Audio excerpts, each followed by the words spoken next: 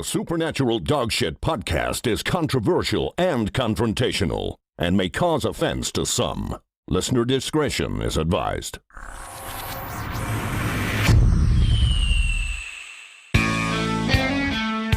Good evening, one. Good evening, all. You're listening to the Supernatural Dogshit podcast, coming to you live this Tuesday evening. It is Tuesday, isn't it? It is. Good evening, lads. Good evening, Aiden. And why do I sound out of breath all of a sudden? Because you're fat. And you're dying. This is very true. Yeah, lung disease and fat doesn't go well together, does Thanks it? for that, Richie. No, it really doesn't. Appreciate it. Yeah, what are you doing over there with the phone out already? Just taking a little video for everybody. We're live. Hello. Okay, yeah. Oh, yeah, we can do a live thing because Mr. Harris ain't here. So I'll do the usual introductions. As usual, in studio with us, we have Mr. Nathan Locust Lynham. Oh. Can we explain why I'm Locust? Yes, we can. Locust. Explain. We can. Locust. So, what does a locust do? He comes in a swarm. Yeah. Eats fucking everything. Eats everything. Yeah. And just Rapes, fucks off plunders the women, and then leaves. and leaves the damage behind. Yeah. Mr. Lynham. More like a hurricane, really. Yeah. There's only one. Hurricane sounds so much no, cooler. No, but he's like many. Ooh. Yeah. Also in studio with us, we have Richie. Hold on. I have to think of something quick for you. The Bald Eagle. Ooh, I like it. Richie the Bald Eagle Quinlan. The Bald Eagle Quinlan. I like Also, it. we have in studio a very special guest. Ooh. A returning guest. Our first returning guest. Did you just hire that up to deafen me? Yeah. You prick. No. Yeah. There you go. Yeah, leave it. Hey, guys. Smash your brains in. Also in studio with us, we have Mr. Pierce Fox. Welcome back, Pierce. Cheers for having me back, We lads. love you, Pierce. No Cheers for problem coming at all. back. We have a bit of a busy show tonight. We do. We have an ex-Scientologist coming on at 9:30. His name is Pete Griffiths, and he's going to be telling us all the woes of being an ex-Scientologist. Who was that chick from King of Queens? I know exactly who you're talking about. She was on Joe Rogan. Yeah. She demanded that the police look into the disappearance of not Ron L. Hubbard. Who was the guy who took over from him? Oh, I don't know. Well, whoever, his wife has gone missing. Yeah. And she's missing years. And apparently, she's dead. You even see I don't know who did the documentary. Was it Louis C.K. or something? But like they go around filming them and following them every. If you look into them, they will look into you 10 times harder. Yeah, and now that we're looking into them, I wonder what will happen. Can I also say... based in Dublin. They are based in Dublin. They're in... I had the details somewhere here in front of me. They're Continue just like talking. Marion Square or something. Yeah. Super unprofessional, Aiden. Ads on the dart. They're in Fairhouse. Yeah. Yeah. Yeah, there you go. Yeah, can I also say you'll get us on Facebook. We are on Instagram. You'll get us on Twitter. Give us a like on all them. And we're on Spotify after the show. And our website, supernaturaldogshit.com. And if you want to text or WhatsApp into us, you go on 085 2727 212. Also, a word from our sponsor. Thanks, Mr. Adrian Kennedy, for the music. Yeah. Who? Oh, yes, that's La Femme something or other. I have it written there. Air by La Femme. Yeah. Yeah, it's really decent music. It's the most played music in the background on every radio station. Is it in the La world. Femme by Air by any chance? That's the one. Okay. That is the very one. Mr. Quinlan. So if you had that, could you tie that all in with your social QR? You could. Well done, Richie. And you go to the socialqr.xyz to get all your social media on one handy-to-use QR code. What I'll do is clear your throat first and then say that again. There you go. Now do it again. Socialqr.xyz. Yes. Yes, there you go. He does this so much better than me.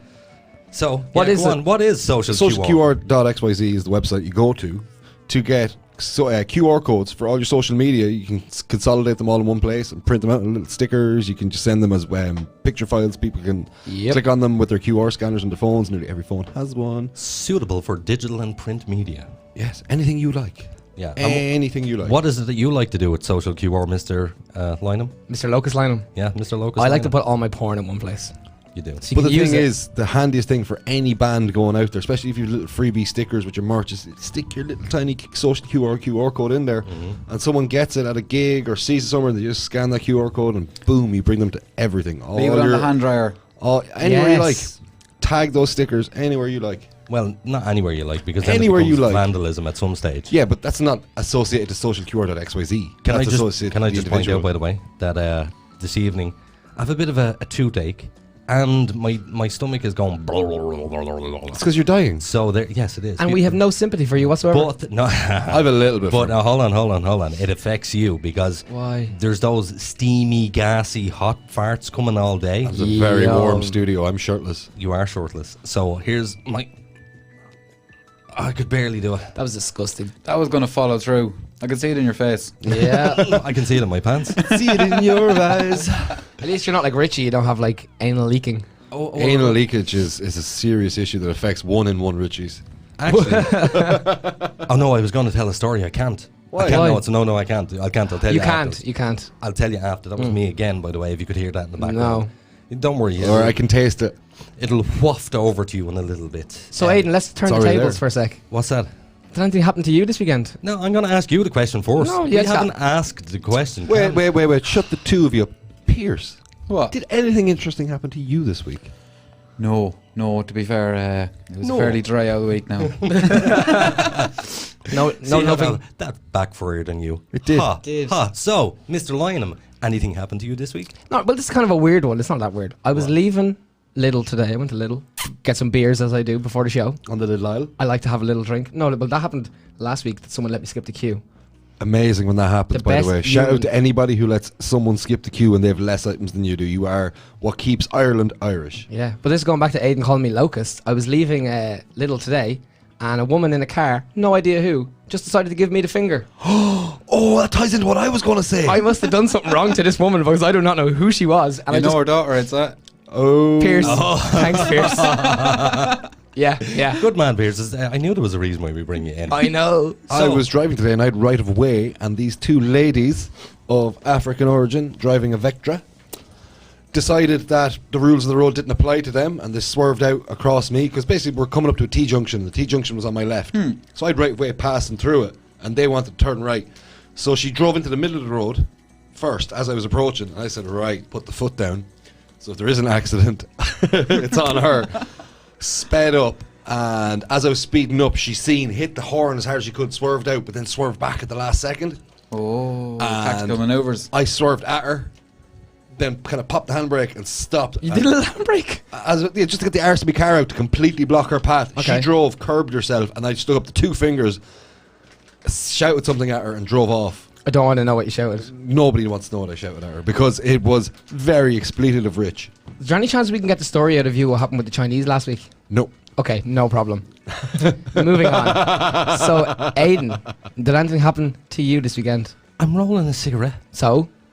By the way, it must be something magical. We should also point out that Mr. Harris isn't here tonight. Oh, we forgot to say. Because he's busy up yours, Mr. Harris, and Richie is in his place. Richie's in Mr. Harris's chair. I'm in your chair. For the next 3 weeks, hopefully. But here's the thing. It must be something about that chair, because when Richie told that story, I promise you, not a word of it did I hear. Because you're rolling a fag. Shoo, over my head. I completely You're just so used to ignoring this area. That area, that's exactly what it is. Yeah. Because normally what comes out of that area is shit. Yeah, sorry, Ed. So normally where Pierce is this evening, Pierce is going to get really inebriated and ruin the whole podcast. Won't be the first time. No, Pierce is actually having his driving beers tonight. Yeah, they're actually... What are you drinking this evening, Pierce? I am drinking Wolfas Engelmann. It's Vulva the fanciest Engelmann. can I've ever seen. It came with gold foil, and I mean, like, It's beautiful looking. Yeah, it's like straight out of a fucking, I don't know, Art Deco I don't masterpiece think or you're something. bearded enough to be drinking a can like that. No, he's not a hipster. This is the first time I've been without a beard in about a decade. Are you serious? Yeah, no, I had a beard for the last decade, and then Because had of the to get, cardigan kind of job and that can, I was thinking there should be a beard here somewhere. yeah, but we had to get fitted for, you know, the respirator masks with the filters on them. Yes. And they need like the seal. Yes. So we had to get fitted for them in work. Same reason I can't have a beard. Yeah. Yeah. So because of that, I was like, holy shit, I have a clean shave now. Like, I'll try that for a bit. You can have a mustache. That is true. I could have a Mustache lovely slash handlebar. goatee. I can't have a goatee because I would look like Ed Norton in American History X. You'd look like a porn star. No, I would look like He the already man does. that nobody would leave around the kids. If there was kids unattended and I was nearby, Yes. people would like, get that guy. Well, can I just also say that this evening, something a little weird did happen. Okay. In the studio. Oh, no, we were all here when it happened. So Richie is, as usual, sitting across, well, not across from me, but he is, as usual, topless. Yeah, I'm gonna it's join so in. warm in here. Because I'm it's gonna very join in. warm in the studio. Yeah, But a hairy gentleman. Mr. Lynham leaned over, sniffed Richie, and said, You smell like a man. "Now, Because I don't- am a man. That's a slightly gay. Look at thing him, to he's- do. It's not gay. It's acknowledging. It is slightly. He's gay. a real man. No, that's a bit empowering. He didn't say he was turned on by it. No, but it was his facial expression along with he went. Let me do it the way you went. You went. You smell like a man. Yeah, but I was surprised how manly he was. I want you to say it to me now. That is what I did, yeah. Yeah, but in fairness, right, if the four of us were left on a desert island somewhere, who'd be looking around for someone to go find the dinner? Who's the guy that got nominated to go find food? Oh, you're finding the food. Yeah. But here's the question: out of the four of us that's in the studio here now, who's the bitch? Who's gonna have their ass fiddled with? No, I'm going to find animals for you guys to fiddle with. No. So- They're dinner. They are dinner. No, you are our prison bitch. That's exactly So what I'm you getting will be. fucked up the ass. Yes. No. You're getting space docked. See, Richie, my skin is soft, Richie. It's so soft. You have not worked a day in your life. No, soft hands. Let me feel your... They're a bit clammy. Oh my god. Oh my god. I have girly hands too. They're alien hands. Actually, when I've He has girly hands. I've nice. Oh my soft God. hands. We're all feeling each other's hands here, by the way. Let's feel hands. Spread that COVID. Yeah, he's soft hands as well. Yeah. You wear gloves all day. What do you get? I am man. Oh, they're softer than my hands. I wear gloves all day. So hold on. Who has the softest hands? I'm going to go with Drummer. Pierce. Yeah, I'd agree with that. Pierce. You Pierce. do have very soft hands, but They're the softest and the driest. And yours feel like they're for like strangling pigeons. I bet you- His are for counting money. I bet you Pierce will give you a mean wank. strangling pigeons. No lube needed. So I have really rough hands, so I need a rough hand for a wank, you know what I mean? Whoa. No, you need something to reduce the friction, like. Strangling pigeons? For strangling pigeons. Why? What? What is it about my hands exactly that screams strangling pigeons? The pre-arthritic sign, fingers. same place, pigeoneer. Oh, can I just point? Look at this. So this is a birth defect that runs in the Doyle family. Yeah. That our middle fingers are all bent. Yeah. Look at that. Yeah. Ah. Look at that. And I can do the bend the finger all the way back. Can you do it? No. Why is there silence? That's weird. Yeah. See my left hand? See how far my pinky extends on my left hand? I do. Yes. Because the knuckle on my right hand got buried down near my wrist. And it got put back. I'm assuming you punched something, being a moron. I punched a wall, and my baby fingered knuckle caught the architraven, and the rest of my knuckles caught the wall. Just moved my knuckle half an inch back up my hand. Yes. Came home from a house party. Came home to my house after my brother had thrown a house party in it, and my room was destroyed. You got glitter under your. No, that's glistening can I just- sweat. That's a bead. Oh, right. It's a right. Nathan Locust Lynham just lifted up his arm and showed us sweat rolling down from your hairy armpits. Can we also say, we didn't say to everybody at home, we have an ex-Scientologist on the show. You're dumb. In about... Dude, I said it. We did. That brought us on this whole train of conversation. Anyway, he's going to be on the show soon, so we should He's go going to be all on the way to show his in glistening 15 sweat. minutes. So what we should do is we should get on with your part Let's first. keep it That's moving. That's what we should do. So what we're going to do is we're going to do headlines, weird headlines from around the world. Boo. Weird headlines from around the world, bringing you the strange, the dumb, and the funny. Brought to you by Nathan Lynham. Mr. Lynham. Thank you. You always do that. What? Mr. Lynham. Nathan Lynham. So annoying. So, some of my headlines tonight were in relation to... Tonight's topic was meant to be sex kinks. and it got changed Okay, why was that changed? because the dates were messed up with our lovely Brianne Davis. Yeah, we were supposed to be talking to Brianne Davis this evening, but unfortunately we got our dates mixed up. She's on Thursday, don't worry. Thursday with Mr. Gary Cunningham. It's going to be an interesting one. Oh, joys of the joy. The joys of the Yeah. joy. And I think Gary's listening at the moment. So On hi, the gas. Gary. Hello. Shout out, Gary. We're looking forward to How's speaking Gary? to you. So yeah, off you go. I'm going to be driving you, Gary, so Godspeed you. Godspeed. So for tonight's first headline, millionaire to host Britain's first socially distanced alfresco sex party. Who else would host it other than a millionaire? But how do you do a socially distanced sex party in the first place? You're going to need a few dildos. Yeah. Bow and arrow dildos. A big long drill though. That's what you need. That's what. No, what about like full body condoms with holes cut out? Aiden's Now looking hold very on a confused. second. I'm trying to. I took my time to try and figure that out. What that looked like in my head. Yeah. Bow and arrow dildos? No, not that. The sex party. Surely that's not going to work. No, especially if you want to share people. Clearly No, with it's that retarded. negativity. No, but Yeah. Pierce, we love you. Clearly, it's contact. It's a contact sport, is it not? It is a contact sport. So- a full It could be contact an awful sport. lot of performance art. And, Yeah. and fluid exchange. Boo. Do you know, like, if I'm like- going to a millionaire sex party, I want to put my dick in at least 5 people. Men or women does not matter. If it's a millionaire sex party, I'll buy for the night. I don't care. You're in. I'm in. Now, if you show up Yeah. and it's all dudes, I'm out there. I'm going to steal someone's car and leave. Yeah, so you might have heard of this guy before. His name is Richard Stanley. No. Nope. He had a party 5 years ago in his $5 million mansion where a man actually died at his pool party. Shit. He was Is all it a over the pool headlines. party unless somebody Oh, dies? whoa. That's Michael Barrymore. Michael Do Barrymore. you remember this? That's what I was going to ask. Is that not Michael Barrymore? No, that was like 15 years ago. Okay, you remember the Barrymore story? I do. Top, middle, or bottom? Oi. Yeah. You remember? Yeah, I remember. Yeah, Very vividly. the guy was found sodomized, dead in the pool. Yeah. Oh. It was a sex party. This isn't the same party, is it? No. No. bead is running. You're really It's very warm in here. It's called tonight. antiperspirant. off the ball tonight. Anyway, yeah, this guy hit the headlines when someone died at his pool party, and it was a Bond-themed pool party. Pool party. Yeah, so at the end of lockdown, he's having a bash for 50 guests, which already is that pushing it? No, it's not. Again, let's get back to this whole lockdown Don't being absolute bollocks. horse Yeah. tripe. It is nonsense. What's mad here too is this guy's wife works for the NHS and is a practicing nurse. Yeah. Yeah, you like that? So come on, give us some of the details. Yeah, so he's planning to come back from lockdown with a bang. As he calls the bash COVID-19 compatible. It's going to be voyeurs and monogamists alfresco sex party, and he has to follow guidelines to the letter, as Janet, his wife, is a practicing nurse. So if they get the go-ahead, they said it's going to be an amazing night. But like someone already died in his pool. Someone died at this exact person's house party before. So they drown. Was Yeah. It? So, Well, that's what it says. It's a bit. Yeah, but shit happens like. Yeah, but someone died. Yeah. but is it a case that it was accidental death, or was there? But they died at a sex party. Yeah, If but- you're going to yeah. go out. yeah, but that's how bear you with do it. me. Is it a case of there was a hell of a lot of alcohol or drugs consumed? Yeah, I'd and- say that's the case. I'd say he was gagging to get this party going again. Oh, no. Yes. Oh. I love my funds. They're so shit. That's the point. Did the party suck? I'm sorry. Bet you it sucked ass. Hey. So yeah, that's basically It what fairly happened. penetrated the headlines. Oh Jesus! How many people Ladies and came gentlemen, to the this is- party? This is a juicy headline. Ladies and gentlemen, Mr. You're Richie milking it, Quinlan lads. will be with us. Making tits of ourselves.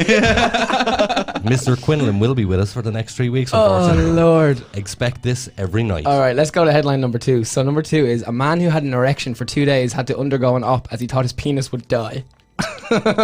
Yeah, if it stays hard for over 4 hours, you're getting into trouble. Is that what they say? Yeah. Yeah, but you're going to burst all the vessels and shit. Oh God! Think of your penis as a sponge muscle. And when it gets hard, that's literally because every single gap in there has been filled with blood. And if it's not getting good circulation, you get blood clots in your dick. Yeah. So Ooh. this guy is Elliot. He says his name. Elliot Rossiter, 41 from Bristol, begged doctors to help him with a bigger than usual erection, and he was told he'd never have one again unless he underwent the operation. So what was the Well, you'd be operation? going under the knife for that, like They probably just lacerate a vein and drain it. a few leeches. Here we go. It says here. So This is disgusting. A hole was cut into the base of his penis to drain out the blood. I was right. Nice one. And restore it to his normal size after some 36 hours of discomfort. And he says he thought it would never go away, and it was a bigger erection than usual, and it wouldn't stop throbbing. Yeah, So I'd what say was it he took? You know what? It doesn't actually say, but I'd obviously say They he probably got a don't blood want to clot. advertise that. A blood clot. I'd say it was a blood clot in the vein that leaves the penis. I'm sure they would have mentioned that for medical reasons. They would have said it. I'm sure he took something and it was not allowed to be said. Oh, Probably. Viagra. Probably Viagra. Yeah, Viagra obviously could cause a Viagra. blood clot as well. Cialis. Yeah. Viagra don't cause blood clots, do they? Well, it sounds like this is a kind of a one-off case, really, doesn't it? Depends on what you took as well. Like, do you know he could have just been a Coagulants bit in your greedy. blood, yeah. Yeah, he must have been having a really hard time. Oh, yes! You know, Stick it to the I'm just pumping it out. Just pumping it out. pumping out the um, memes, baby. We go to the last one. Please do. I actually have two. I did a spare one tonight just in case. Okay. So this one is not. May I also add, these are the best headlines you've ever pulled out of your arse. Ever. These there are you go. the best headlines you've had. I'll take it. Round of applause. Nice. Thanks, guys. So this one's not sex related at all. So this headline is: Boo. Man's pet geese come with him to the pub wearing special nappies. I can dig it. Where are the Like face that? masks? You like that? So a man who adopted 2 pet geese during lockdown has started taking them to his local pub wearing nappies. Sven Kirby, 34, is regularly Oh, spotted. Sven. Oh, Sven. He's regularly spotted walking the birds through. Oh, sorry. The birds' names are Norbith and Beep Beep. Of course they are. What else would you call them? Like, what is there a meaning behind this? Geese No, 1 I and have no Geese idea. 2. Okay, yeah, yeah. Geese 1, Geese 2, and he brings them around the streets of Leeds, and they've now branched out into socialising in their local pub. Kind of weird. Nice. Yeah. So, I'd say it's all fun and games till someone brings their dog to the pub. yeah, right. Well, you know what you should Well- do? You should skip that headline and move on to your last one because that was shit. Yeah, I praised you too soon. You did. You did. All right. Well, the last one's sex orientated as well. So Go hey, woman forced to chase Labrador for 15 minutes after he refused to give up what she thought was a stick, but actually turned out to be a giant dildo. I seen this. It was purple. Nice. Yes. Yes. It was your dildo that the dog found. How big was this dildo? It's like flopping out the dog's mouth. Nah, like Is there a picture of this? Yeah, I have a picture of it here. Is this Thank like you. a whole destroyer? It looked dildo? like I don't know, like a solid fucking 8 to 10 inches maybe. Yeah. Unlike Aiden. So yeah, it says here, an embarrassed dog walker found herself chasing the Labrador around the park for 15 minutes when the playful pooch refused to drop Oh, the shit, sex sorry. toy that he had found. There you go. She thought That's a big dildo. it is a I big just dildo. seen the picture of Yeah, it. that's a What- big ass dildo. Good boy. He's a good boy. He finds all the toys. Yeah. Here's a question for you though: if you were to come across a dildo, Would you play fetch with it? Are you tempted to give it a sniff? Yes. Already have. Like It was in a friend's bedroom. on the Friend's mother's bedroom, shall I say? Dirt. I have an even better story. We had this discussion on this show already. We did, yeah, His we did. nickname. Someone we all know Okay. was babysitting. Right. Okay. And 2 of our friends went over to that house. Okay. And they went rooting while he was downstairs tending to the child. And he got the child to sleep on the couch, and the boys came in and just turned it on and threw it in, and it kind of crawled across the floor towards him, and he didn't know what was going on because he was quite inebriated at the time. Yeah.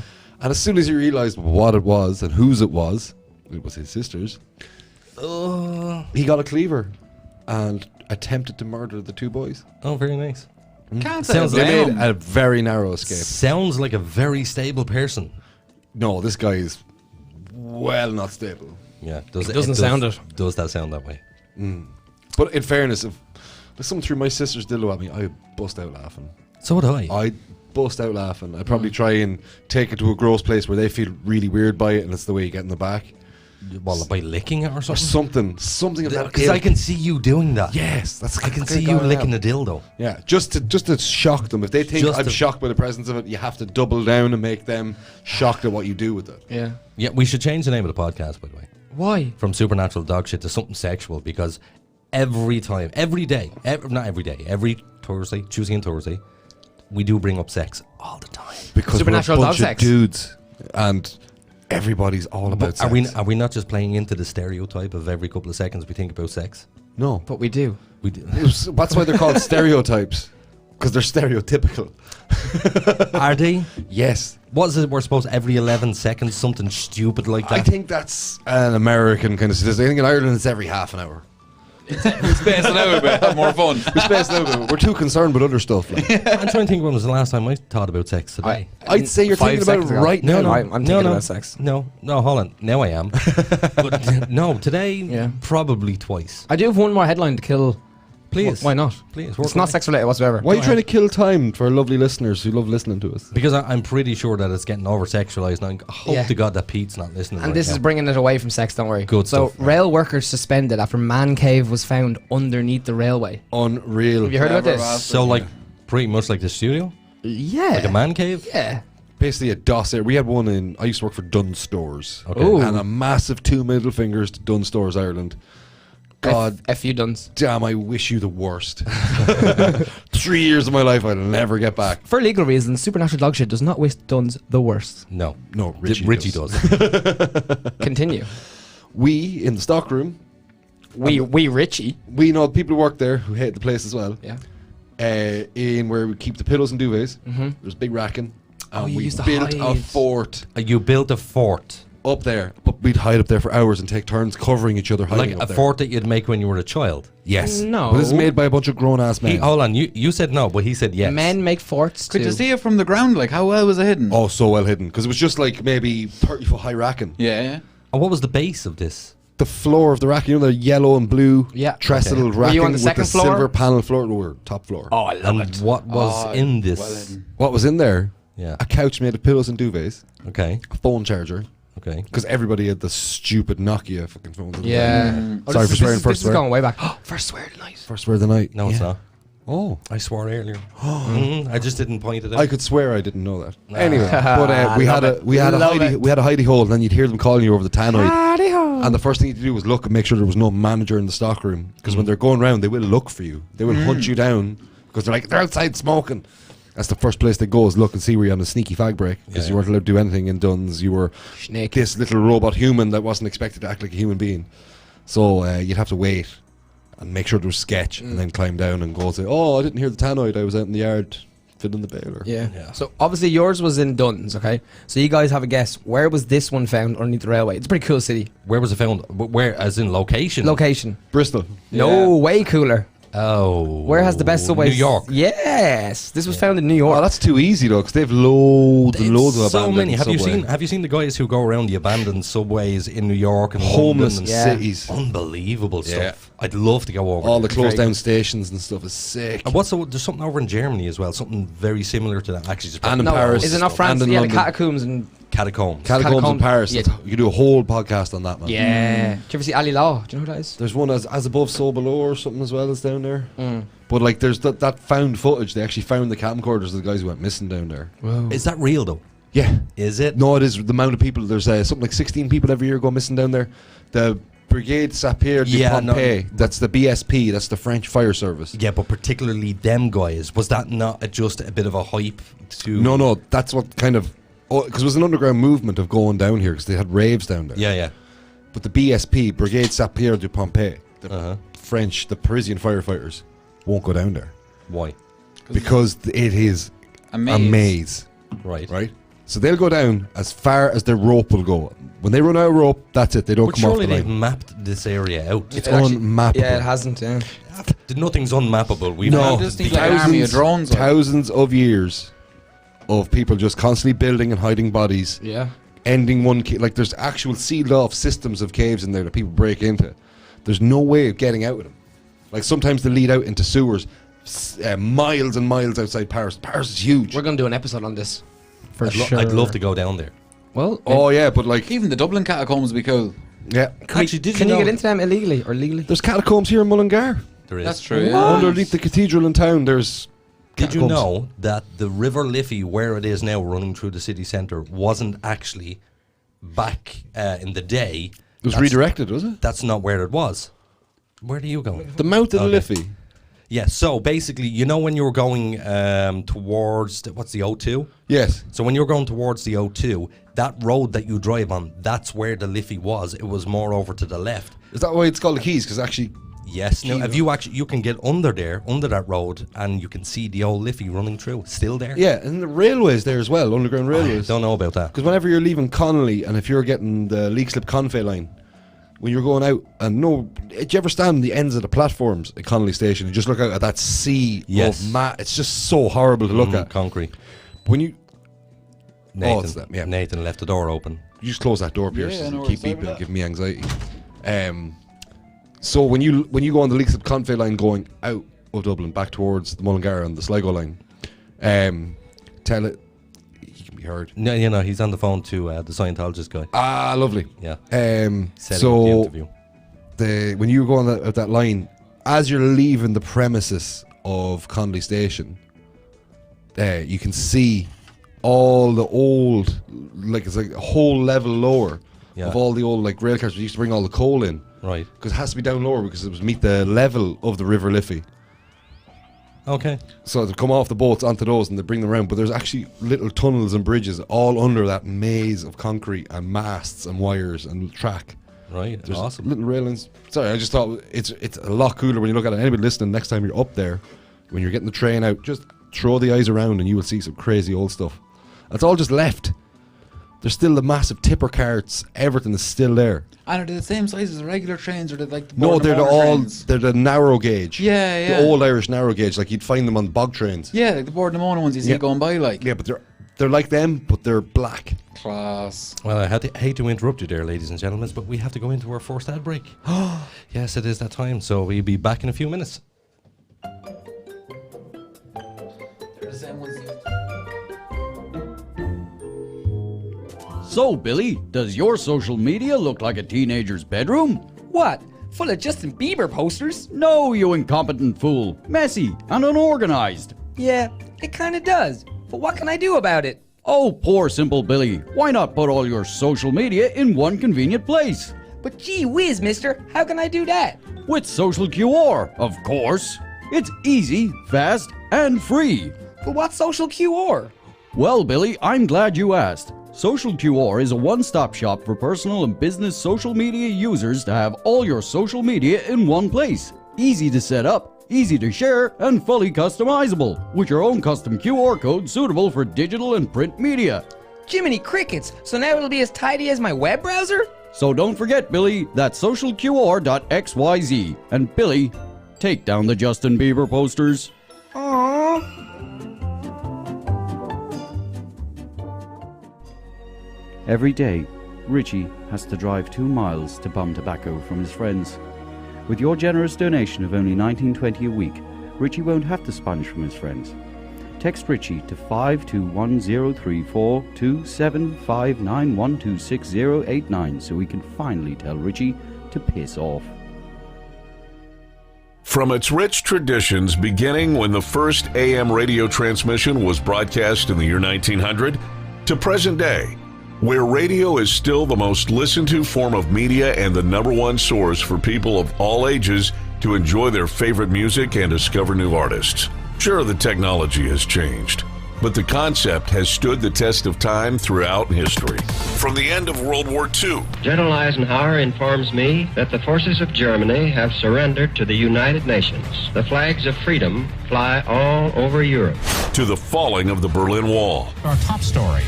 The Iron Curtain between East Germany and West Berlin has come tumbling down. To the U.S. entering the War on Terror. None of us will ever forget this day, yet we go forward to defend freedom and all that is good and just in our world. Thank you. Good night, and God bless America. Generations across the world are united by music as it transcends all language barriers. It brings everyone on planet Earth closer together. We at iStreamRadio.ie understand what radio has done for the world and would like to thank radio for its 100+ years of service. Radio has been here through thick and thin. Thank you, radio. Imagination is the beginning of creation. You imagine what you desire. You will what you imagine. And at last, we create what you will. Don't wait for the right opportunity. Let us create it. When the virtual world of the internet, ideas, dreams, and concepts have become a reality, now is the time to bring your idea to the digital world. MilestoneMedia.ie offer a full range of digital services such as web development, hosting, audio, and visual services. Inspiration has a new platform, milestonemedia.ie. Experience the difference.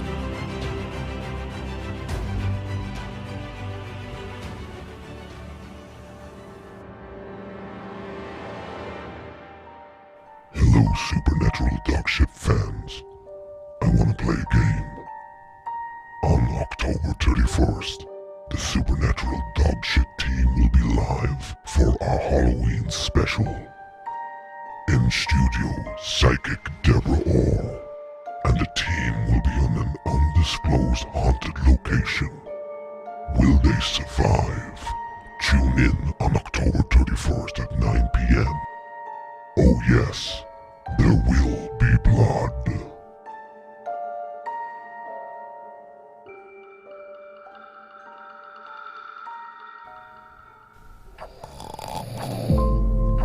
This is Henry.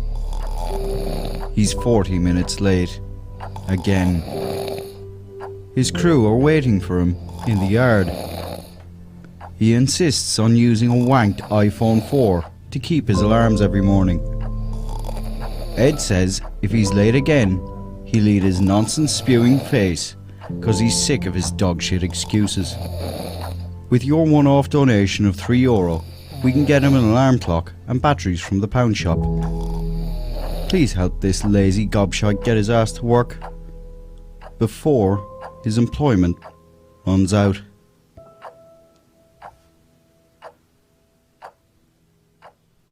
The Supernatural Dogshit podcast is controversial and confrontational and may cause offense to some. Listener discretion is advised.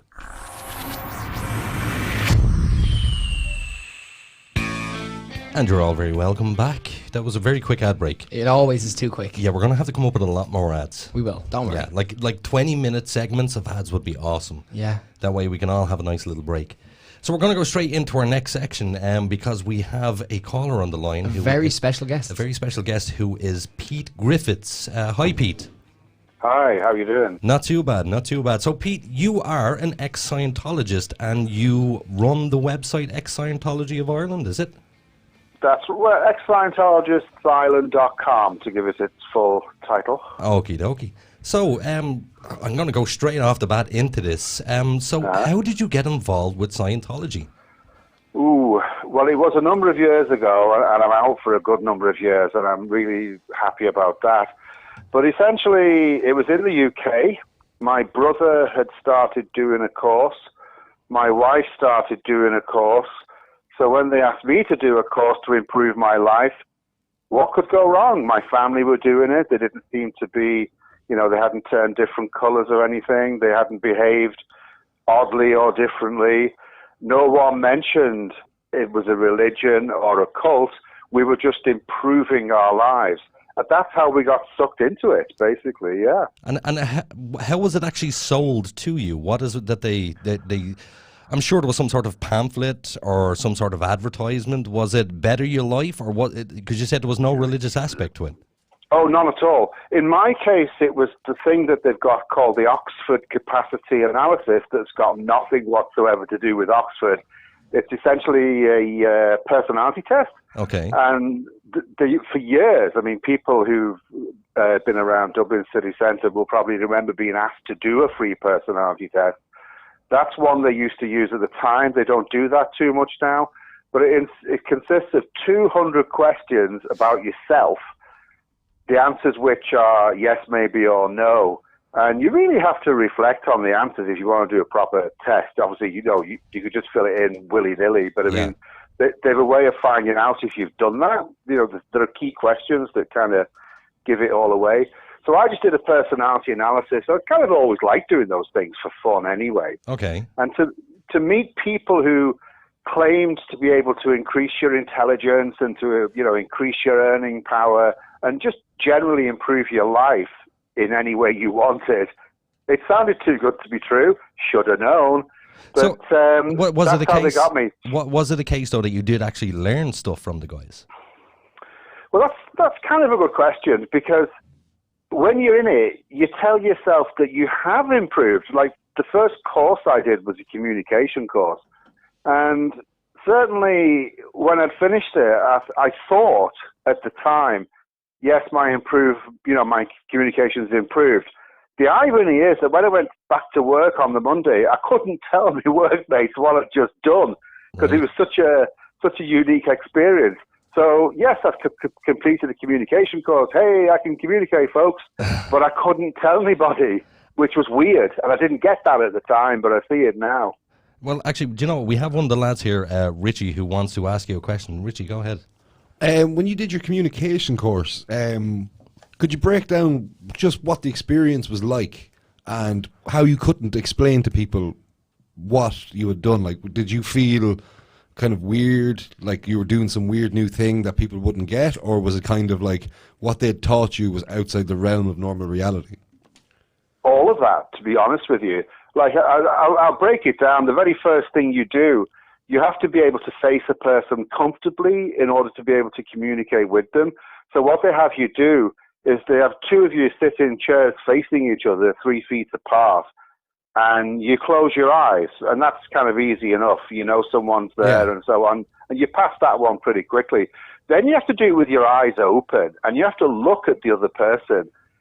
And this is where it gets completely mad, and this is why, well, this is one of the reasons you can't tell people, because it's at this point, things happen to you. If you stare, well, you're not meant to stare, that's the thing. They say don't stare.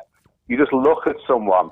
But this is where your brain kind of softens up a bit at this point, because you're having to look at someone for this length of time. I think I did it for like 2 hours, you know. Yeah, so definitely like brainwashing techniques.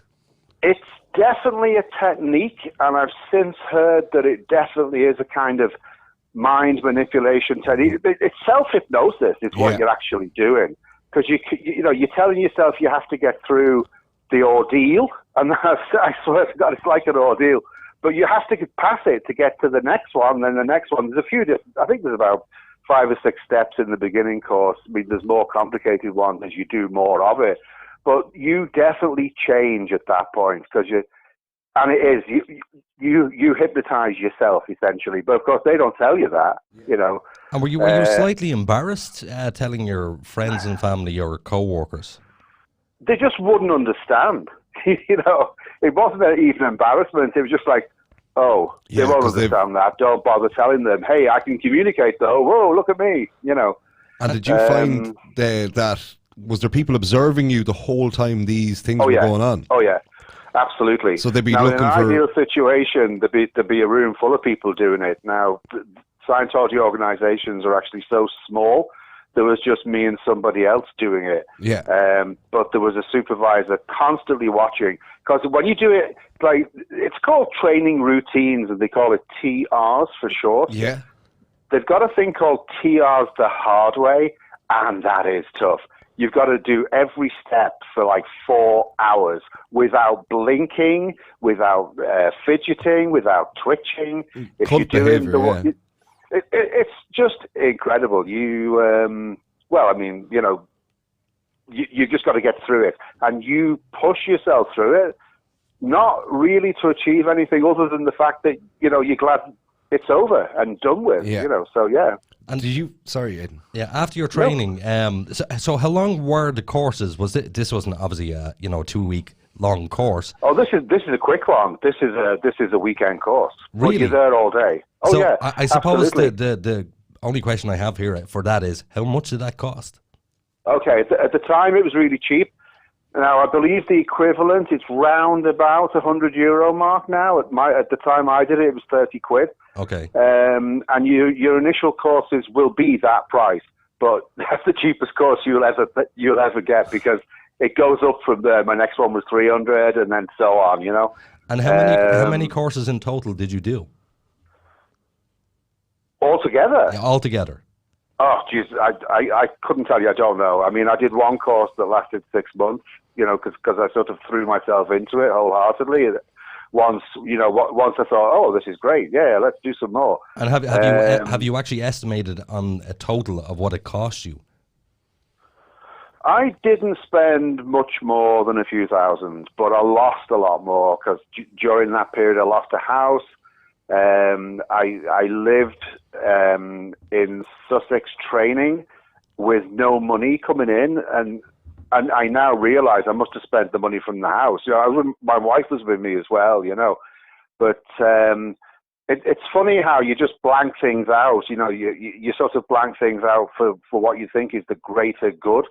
But I ended up, when I left Scientology, bankrupt. I just had nothing, everything was gone, so I mean, it cost, in terms of actually buying courses, probably 10,000 tops, but I lost a lot more than that. Okay, and just with the losing of the home, was that attached to somehow with Scientology, or was that just personal problems? When we were in Scientology, we sold the house. Now, we're not talking vast amounts of money at the time. Well, I'll tell you exactly what we paid for it. We paid $19,000 for it, and we sold it for $26,000.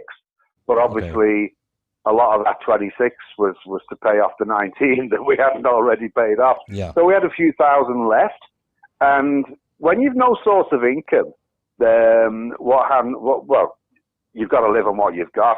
But we thought we were working for them. We didn't realize that we weren't going to get paid. We thought it was a job, So how did that transpire that you were not going to get paid, or what was the conversation that you had with them? That's normal. See, they didn't tell us this. We were going over to the center for a while. We'd done courses, how are you doing? How's it? Oh, it's all good, yeah. And, we reached a point where we were prepared to commit a bit more. And in the end, we had a conversation with the guy who was running it, who said, what are you making a week? And I said, about 200 quid. And he said, oh, yeah, we should be able to cover that. All right. Exact words. So with that being said, I thought we'd be at least getting paid, So it wasn't... I do believe now they have a different contract that you have to sign, but at the time it was just verbal Is that we were going to get. Is this the famous million-year contract? No. That actually covers that's even worse because you don't get any promise of money at all for that one. But no, that would be the next step if we elevated up to the ranks of the C organization. Okay. And at what point was it that the mask started to slip for these guys, that you figured out what they were? It slipped so many times, but it's like realizing, it didn't sort of like dawn for a very long time. I mean, it didn't dawn fully for about 20 years after our first involvement. That's how long it fully took. When I plucked up the courage to start reading what critics of Scientology had said. But we hadn't been in it very long, and we were called into a meeting. It's like, don't watch the BBC tonight. There's a program Panorama. It's all bad news. Don't watch it. And then don't ever read this book, Barefaced Messiah, by a fella called Russell Miller. It's all against us, and it's terrible. And we, like idiots, just said, okay, why not? So I didn't subject myself to like Russell Miller's book for 20 years, and I wish I had. Well, just for the benefit of the listeners, can you explain to them what Scientology is, who started the cult, and how it has spread across the world so successfully? It was started by a science fiction writer called L. Ron Hubbard, who was quite Trumpian in his manner and everything else. He had said to someone apparently at a dinner, the real way to make $1 million is to start your own religion or something like that. He ended up dying with $680 million in cash in boxes in his bedroom, and that doesn't even, count what was in the banks and that. But it kicked off. He kind of, he devised some sort of a mental therapy designed to improve people's mental health. He called it Dianetics, the modern science of mental health. It was actually Freudian, mostly.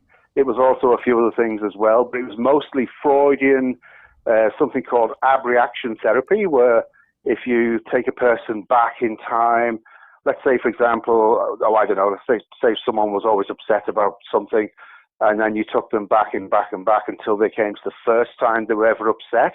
And once they realized, hey, you know why I got upset all those years ago? Then suddenly, the problem's gone. Gone, yeah. And Yeah, and that was the simple view of it. Now, he had some success. He wrote this book, but it is totally Freud, general semantics, and even utilitarianism as well. So there's Mr. Hubbard actually started off his life as a fiction writer, is that correct? He was a science fiction writer. He did quite a lot of different things. Almost every single thing that Scientology tells you about Hubbard's life is not true. Okay. And Russell Miller's book is basically takes a line from his official biography and goes to research that line. And every time he said he struck gold, because every time it was proven false, so. And what was the name of that guy that wrote the book? Russell Miller. The book's called Bare-Faced Messiah, which is probably Cockney rhyming slang for liar. Okay, yeah, I get that. Yeah. So it seems that there's between 8 and 15 million members worldwide now. So, are those figures exaggerated? Because I was looking at this on their own website. Oh yeah. Very, very much exaggerated. Do you know what the true figure is, approximately? Please. Less than 20,000. Really? Yeah, no, really. Because I watched a documentary there not too long ago. I can't remember the name of it. And it was saying that what they're doing is basically buying up land across the world and accumulating wealth from this land. There were so many things about that. They have their own prisons where the people were beaten and tortured and all sorts of crazy stuff. Who is the leader now? What's the main guy's name? That man's name is David Miscavige. David Miscavige, and his wife is apparently missing as well. Nobody has heard from her in quite some time. She hasn't been seen for a long time. Leah Remini, who's done some shows on TV and won awards for the work she's done, was at Tom Cruise's wedding, and she was expecting to see Shelley Miscavige, and she said, "Oh, where's Shelley?" And a fella called Tommy Davis, who's a daughter of an actress called Anna Archer, turned around to her and said, "You don't have the fucking rank to ask that question." Nice. And she knew right then she was in some kind of trouble. The trouble she was in cost her $300,000 to be processed or audited, as the Scientologists call it, which is their way of counseling. But it's just interrogation, really, and you pay for it at your own expense. $300,000, I believe she spent, with questions like, "Do you have any ill intentions towards David Miscavige?" But there's like also a tradition. Hours and hours. There seems to be a bit of a tradition of having to snitch on one another. So, totally, yeah. Yeah. So if somebody is not actually adhering to the rules, you guys must report. Is that the case? Absolutely. There's a few different methods of reporting people. The most common one is just called a knowledge report, where you write down what the person did. There are lesser examples of that, where you can just write a things that shouldn't be report, but you're still essentially giving all the information and snitching. And it relies very much on people doing that. John Sweeney, the BBC reporter, he wrote a book about it called The Church of Fear. And that's a great title, because it shows how people are in Scientology and don't leave because of fear. They're afraid, or they're afraid what the Scientologists will expose about them, because obviously you do full confessions and And is it a reward based system to snitch on one another, or is there how do they encourage that? There is a reward, but it's not a reward. It's not a tangible reward.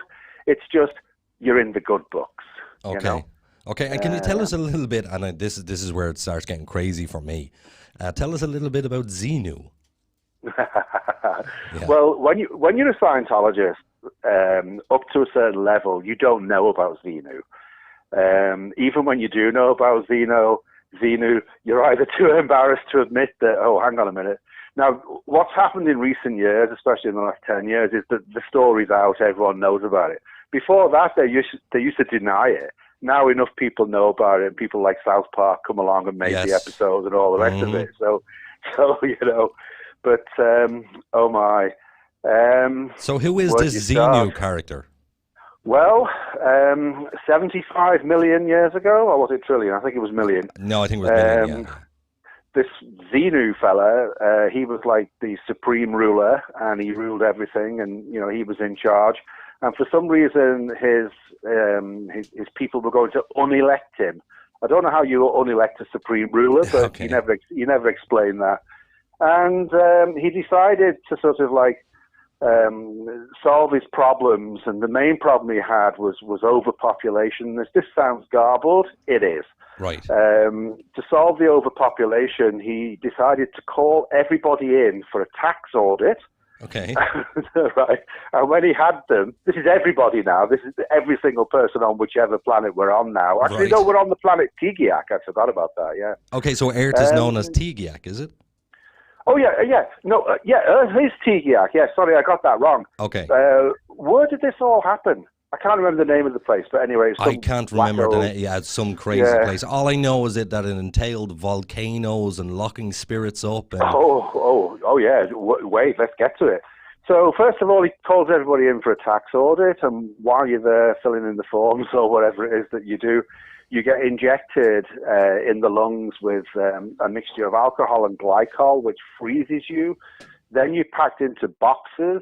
Then you're put into space planes that resemble DC-8s, I think it is, and flown to Earth. I worked out, like, he did say how long it took to fly from this place to Earth, and I worked out that to actually make the journey in the time he said, these space planes would have to be traveling at 2.5 trillion miles an hour. Nice. I don't think that's possible. No. But anyway, once you're on Earth in these boxes, you get stacked around the volcanoes. That's where that comes from. It doesn't say who's doing all the work, by the way, does it? Like, who's doing all the stacking? And then the volcanoes themselves are then blown up with H-bombs. An H-bomb, if anyone doesn't know, is an atom bomb, you know. And then the idea is that the bodies are disintegrated, but the spirit of, that's living in the body, according to Scientology, floats up. Then comes along an electronic ribbon that gathers all these things up and puts them into a giant movie theater. This has got to be a big one, right? This is massive. There's no social distancing in that place anyway, that's for sure. And you're forced to watch films about God and the devil, and this is where your ideas about religion come from. Can you imagine, like, reading all this and having paid like 300 grand for this? You'd be going, what? I think it's at that point I would go, I was fucking ripped off. Very simple, I was ripped off.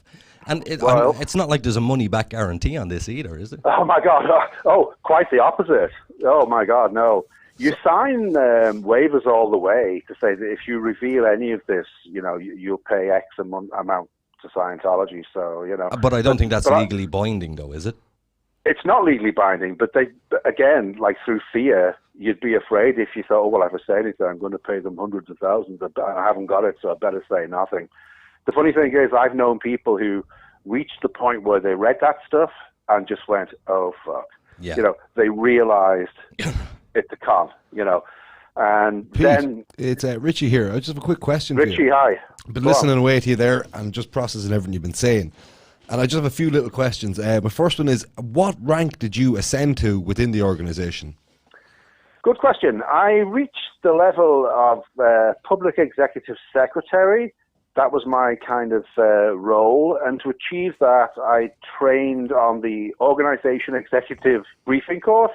And I actually did part of the flag executive briefing course, which would have, if I'd completed it, would have made me like one of the highest Scientology executives, meaning I understand all the Scientology policy written by L. Ron Hubbard, and would be quite capable of running any Scientology organization or any other organization on Earth, So you would have been like, if it was in an army, you would have been like a lieutenant kind of rank. You could run some stuff, but there was massive... I'd be higher. I'd say be higher again? Higher. Oh, yeah, a little bit higher than that. But yeah.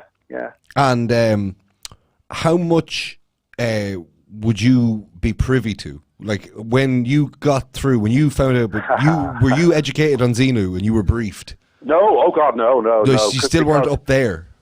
Oh, no. You see, there's different levels within Scientology. Like, the Scientology technology itself is the stuff that the whole Xenu thing's the part of. Yes. The policy, which is what I was studying mostly, was like, how to be a Scientology executive. So you get all these different levels, and then you get like things going on within the organization. For example, like ethics, where ethics is about keeping people under control. Yeah. There's a great L. Ron Hubbard quote, actually, which was the only way to control someone is to lie to him. Yes. He said, write that down in your book in big letters, and he repeated it, and I went, oh, really? Is that what all of Dianetics was based off, as well as using like fake science to trick people into thinking there was something wrong with them, and that G had the answers to the solution, the problems he presented them with? Exactly. Because there's a step you try and reach when you read Dianetics. You want to be clear.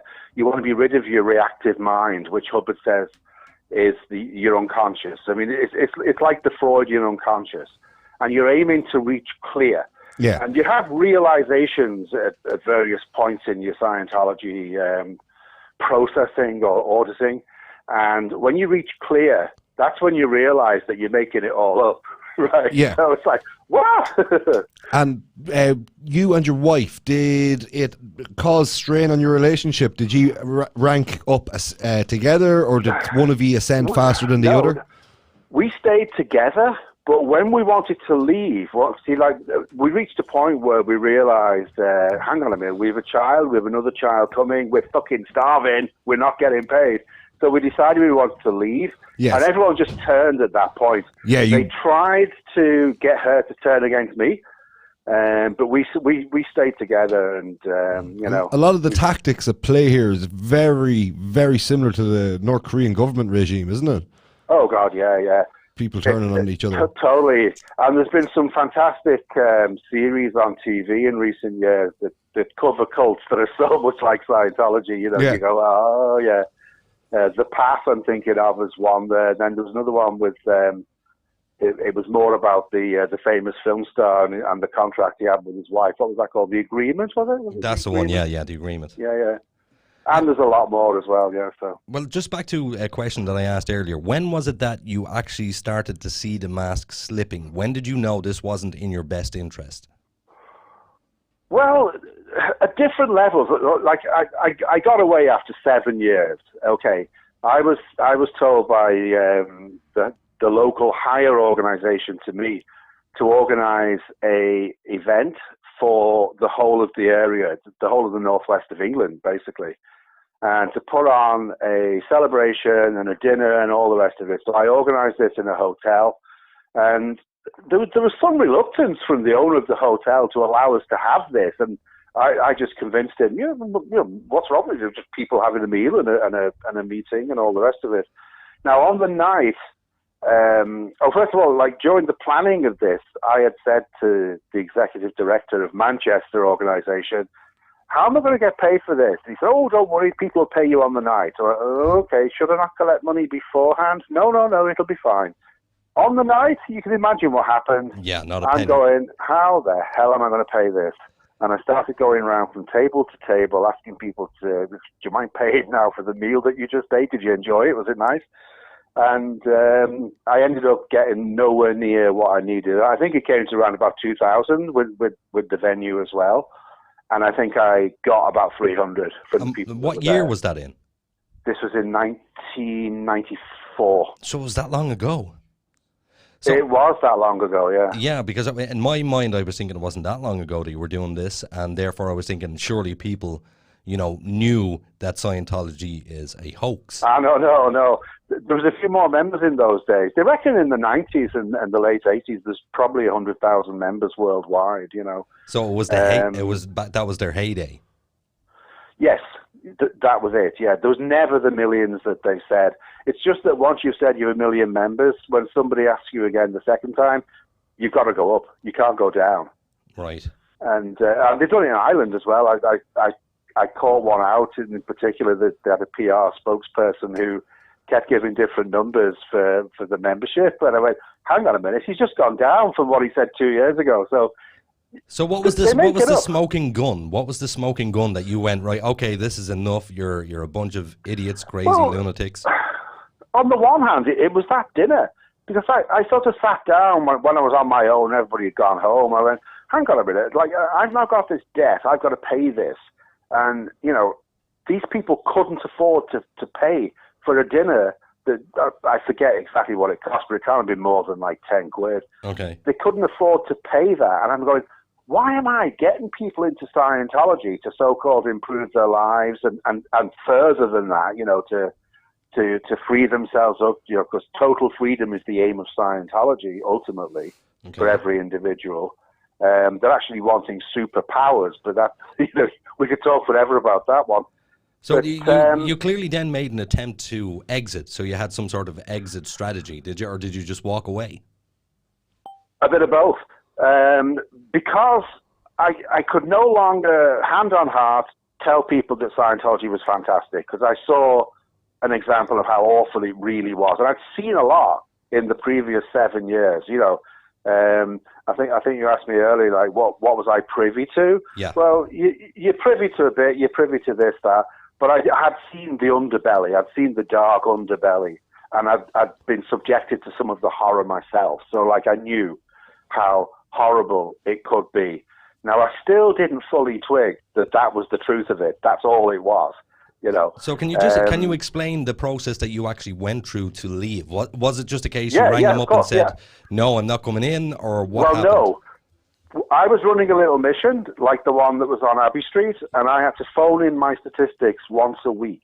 And after that Manchester event thing, I was just phoning up and saying, "I'm sorry, I don't have anything to report this week because I've not done anything this week." And they said, "Rightio, call next week." And that went on for 6 weeks. So there was 6 weeks of nothing happening. Now, what would normally be happening would be books being sold, people being introduced to Scientology, people started on courses, the whole list of all the Scientology things. Didn't do it, wasn't doing it. So for 6 weeks, I just kept phoning up every Thursday at 2 o'clock, because that's when you have to do it, and saying, "I'm sorry, I've got nothing to report." And then after 6 weeks, the guy who was in charge of my operation came up, he said, "You're out of here, you're finished, we're getting rid of you, we're getting somebody else in." And I just went, phew, thank God for that. So it was a case of they actually wanted to get rid of you. You didn't have to. Oh, totally. Oh, yeah, absolutely. So they got rid of me because I wasn't doing what they wanted me to do. Do you know what I mean? Yeah, I'm assuming then at some stage you became an activist against Scientology. Yeah. Took a further 14 years, yeah, but I got there in the end. What type of pressure did you come under from the Scientologists themselves when you outed them? Okay, for the first 14 years, nothing, because I kept my gob shut and I kept my head down. I was raising a family and all the rest of it. Yeah. When I started speaking out in public, the whole thing changed. Oh yeah, okay. Oh my God, all the things that you hear about what Scientology does against its, you know, perceived or real enemies. They have a policy called the fair game policy, and they say that anybody who's talking out against Scientology may be sued, lied to, tricked, or destroyed. And I had all of that except the last one. They didn't destroy me. Right. But, oh yeah, I've had them up in court lying to the judge, you know. Because what happened was I started giving talks in secondary schools and things like that, colleges, universities. And very often after I'd been there, the people would get an email from a Scientologist saying what a terrible person I was. And because none of it was true, so I just decided I was going to sue them for what they were doing. So you made a decision to sue them? Totally, yeah, because, I mean... Did you follow through? Yeah. Oh, yeah, absolutely I did. Yeah, you could read about it. It was quite a funny one. It started off in the Dublin Circuit Court and went to the High Court, and I basically won. So, I mean, I'm happy about that. Because they were saying that I was a criminal, that I'd done criminal damage to Scientology property. That wasn't true.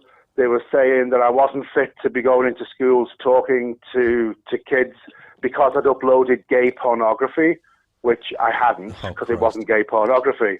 But they played it in the court. It was so funny. And the judge, because the judge didn't know what was going to be shown, he asked anyone under 18 to leave the room, and all it was just a music video. You know, it was so funny. People were laughing, you know. What was it that you actually sued them for? What was the claim that you made against them? So defamation. Defamation. So yeah. I'm gonna assume that cost you a fortune to bring them to court. Not that much. It cost a bit, Right. And here's the best part. I was awarded damages, and I was also awarded court costs. And guess how much I got? Go on, shock us. Nothing. What? Nothing. So, You what just was got your costs covered. just the cost? That was it? No, I got nothing. I did. See, because it wasn't actually a Scientologist. It wasn't Scientology. It was an individual Scientologist. And even though that person had the full weight of the UK legal team behind her, what happened was because we had the decision: do we sue Scientology or do we just sue this Scientologist that said all these things about you? So was your aim to sue the Scientologist or Scientology? Scientologist. Okay, so you obviously had an axe to grind with this person. Just because of the things that she put in this email, you know. And Pete, was it because she was personally insolvent, as in most Scientology members have nothing? So when you go and try and sue one of them, they have nothing to give you. Well, she had a business when I sued her, but I wasn't interested in the money. I wanted them to stop saying that I was all these terrible things that they were saying I was. You know? So you just wanted to have your day in court where they're like, right, if we mess with this guy again, it's going to cost us. Basically, yes. I just wanted to stop saying that crap. Yeah. I knew the chances of getting anything from them was pretty slim. But I mean, I've since written to the judge and say, what goes on when you get awarded damages but you can't get them? And you know what the answer is? You got to go back to court and sue them. And I know there's no point because she's lost her business now, and I'm going to get nothing. And what other bullying tactics did they employ? Oh God! So what was the worst? It's just one. Oh God! It's hard to say. Like in my case, that's probably the worst thing that ever happened to me. What's the worst thing you've heard of happening to somebody as a result of speaking out against the Scientology community? Again, I'm going to hold back a bit here because there's rumors that people have been killed, you know. Yeah, I've heard that as well, especially in the States. Yeah, not on, you can't prove anything. Yeah. But even L. Ron Hubbard had this process to deal with people who he felt were against Scientology, and he called it the R245. And the 45 was a reference to the caliber of a revolver. Yes. And then also to exteriorize someone means to have them leave their body. So if you were forcibly exteriorizing someone with this R245 process, just simply, it's code for shoot them in the head. With a 45 caliber round, yes. Exactly. L. Ron Hubbard himself was quite obsessed with the military. He dressed up in admiral's uniforms and gave himself fake crazy titles, and he had many fake valor claims as well. Oh, stop, yeah. He claims something like 24 wartime medals, and he just won the basics that everyone gets. He didn't win any distinct. Yeah, he just wore them, didn't he? Yeah, and the new guy's the same. Like he wears ribbons all over his chest, and they're meaningless. They mean nothing. They look good. And now you, as someone who's come out and can see it for what it is, where do you see the organisation going, especially now that they've been outed? It is shrinking. There's no question about it shrinking. But do you think it'll a lot of rich millionaires in America giving them loads of money? I doubt that recruitment is anything like the level it was in the 80s and 90s. Yes. Never will be, because everyone knows now. It's almost like we're all inoculated. We found the vaccine. Yeah. But do you see it when it shrinks and kind of consolidates and people come afray as the organisation comes apart from the top down? Do you see it going like a Waco, Texas kind of thing, or do you see it just dissipating when basically the celebrities that run the forefront of the community kind of die out? Yeah, I honestly don't know. My belief is, and my hope is, that every individual Scientologist will just find out what the hell's been going on, how he's been conned, how he's been ripped off, how he's been fooled and hoodwinked, and just go, oh shit. But do you think that there's people there that's happened to them, but they're keeping on with the charade because they've invested so much in it, and it's where all their power lies? Okay, I know people that totally know it's a con, but they're keeping quiet because they've got family members who are in, and they know that if you leave and you've got family members in there, they use that as a bargaining tool. Yes. And, they simply say, well, if you can't handle them, you have to disconnect. And I believe Jehovah's Witnesses have a similar thing going as well. Yes, they do, yeah. break up families. Yeah, Well, totally. actually, it's quite funny that you bring up Jehovah's Witnesses. Hi, it's Aiden here again. I was temporarily a Jehovah's Witness at one stage. It was a 3-year thing. The reason why I got into it was because my ex-wife at the time had married a Jehovah's Witness, and I had 2 children with her, and they became Jehovah's Witnesses. So I thought, okay, I best look into this to see what they're getting into, and just see if it's safe or not. Now, I have to say, the whole time that I was there and that I studied with them, it was a lot of, standing around, holding hands, singing Kumbaya, everything is fantastic. So I didn't see any real, anything detrimental towards the children with the Jehovah's Witnesses. With the Scientology stuff, it's one of those things, it just conjures images of a cult straight away when you hear Scientology. Well, I'm glad you say that, because they are obviously trying to change that image.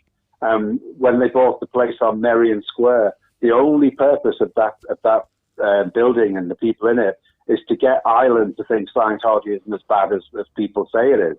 So they hand out these, anti-drug leaflets to schools and wherever anybody will take them, and they work on these campaigns flat out to try and get people in Ireland to go, oh, they're not that bad. Yep. Actually, on that point, I did read up. I was just doing a bit of research earlier, and it looks like they're trying to open a rehab centre in Meath. Oh, yeah. So is that a case that's going ahead? Because there seems to be a lot of opposition in their way. I do believe it might be this week. There's going to be a High Court case about that. And you see, what happened there was on board Planola actually took them to court because they bought a building that had planning permission for a nursing home, and then started immediately transforming it into this drug rehabilitation centre. Just let's not make any mistakes here. Calling it a drug rehabilitation centre doesn't make it one, okay? Yeah. Every single thing done in a Narconon, because that's what they call it, everything they do in there is just Scientology. Once they've got over the worst of withdrawals, the next thing they do is communication course. It's exactly the same steps as Scientology. It's just in a different coloured booklet with Narconon written on the front of it. And surely there must be legislation and rules or regulations around opening a drug rehabilitation centre for nurses or doctors to be on call. Is it a case that they have any of these things? Would you believe, to the best of my knowledge, there's no rules and regulations, and anyone can open one up. Really? So if you take somebody in that's going through withdrawals, which can actually kill a person, it's a case of they don't need to have any medical staff there. That's happened. Look, anyone who's interested just needs to Google Narconon deaths, and they'll all start popping up. There's over 24 people who've been put in these places. No proper medical treatment. Because the Scientologists don't believe in doctors either, And they don't believe in medication of any description either. They don't. Now, they do say that if you've got a medical problem, go and see your doctor. We're only here to sort out the spiritual needs of man. But then they turn around and say that the problems of the body are caused by the mind and the spirit. So where's that one leading to? Oh, we can sort that out. And I know people in Ireland, there's a girl in particular, she was very ill, she had a serious illness, and she was convinced by Scientologists that they could cure her, and she was actually told that they could cure her, and she spent, as far as I know, 30,000. She could have spent more, and of course she wasn't cured, because you can't cure incurable illnesses, by the way. Can you just explain that Narconon? What exactly is that? It's Scientology. The difference is that you do a purification rundown, which is the Scientology sort of a body cleanse. It's very dangerous. You take high levels of, I think it's vitamin B12. Yes, I heard that. Is it niacin? Is it niacin, that one anyway? Well, I did hear of a guy, it's actually on the video that you guys have on your website. It's a young man. He was going in for drug rehab, and they put him on a load of vitamins, I think it was, and he it was a little bit of an overdose of vitamins. Yeah, that can happen. You can take you take so much of that stuff. There's no science behind it. It's just something that L. Ron Hubbard dreamed up. He seems to think that drug residuals store in the fatty tissues of the body, That's never been proven. In fact, it's been disproven. In fact, was it somebody at Trinity said a few things when they tried to first open the Narconon thing, and it was there. It might have been Leo who said there was no legislation to prevent anyone from opening up a drug rehab in this country. Pete, there's one drug that's lipophilic, and it's cannabinoids from smoking cannabis. It's the only drug that stays in your body a lot longer than any other one. It's the only one. Oh, really? Yeah. But I didn't know that, because guess what? I thought the only drug was tobacco. Anyway. When it comes to the Narconon, is that what the Americans would call Narcan? No, it's a different thing altogether. Different thing altogether. There's Narcanon, the Scientology one, then there's Narcanon. Yeah. Which kind of looks the same and sounds the same, but it's a completely different thing. What do you think the end game would be with them trying to open this rehabilitation centre? Do you think it's kind of like their first step at trying to get multiples of these in the country? And to make people think they're doing a great job. It comes down to that. Just to kind of clean up their name. It'll be run from that building in Merrion Square, and their only purpose is to make the country think Scientology isn't so bad after all. I mean, they wouldn't even need to have any successes as such. All they'd have to do is say, "Hey, look, we're open for business." $30,000 they charge for the program, and as I say, first of all, you do the purification rundown to supposedly rid your body of drug residuals, but you don't, obviously, because they weren't there in the first place, stored in the fatty tissue. Then they put you on the communication course.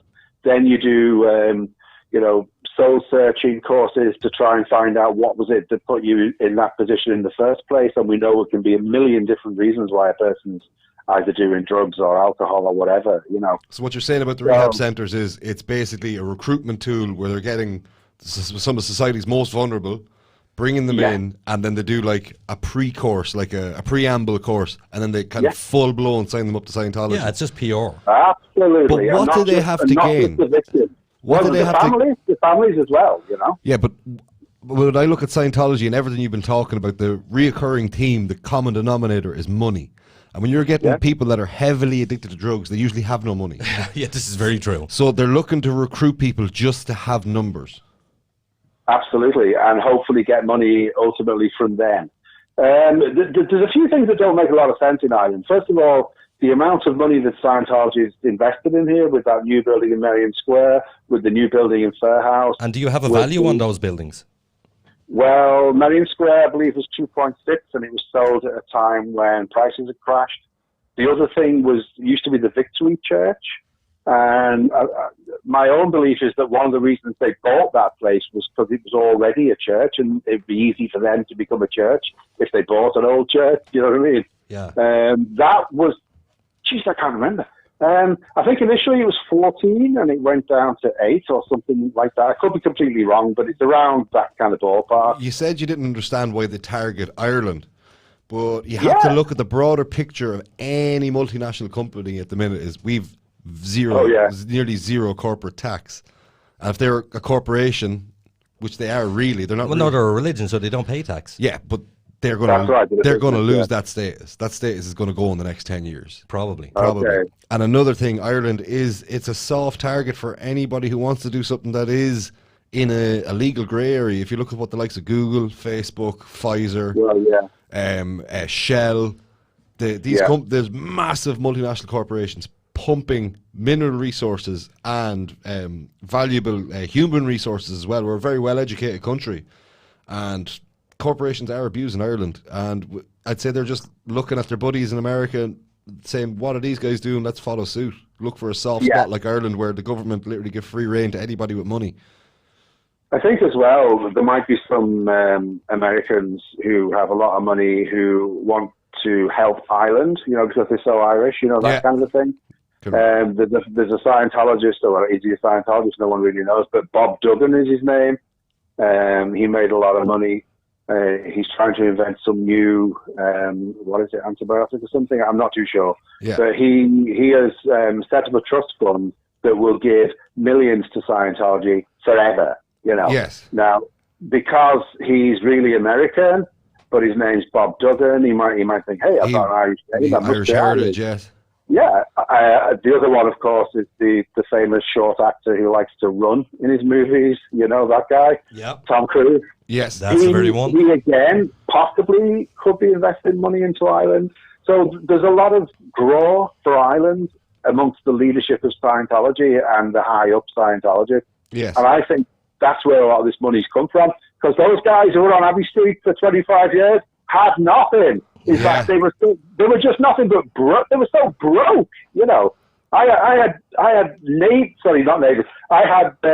family relatives of Scientologists saying, you know, they're always asking us for money. What can we do? I can't help you. I really can't help you. And is it a case that they do some sort of fundraising, or how is it that they accumulate their wealth? Is it a case of taking it off their members, or how is it they get the money?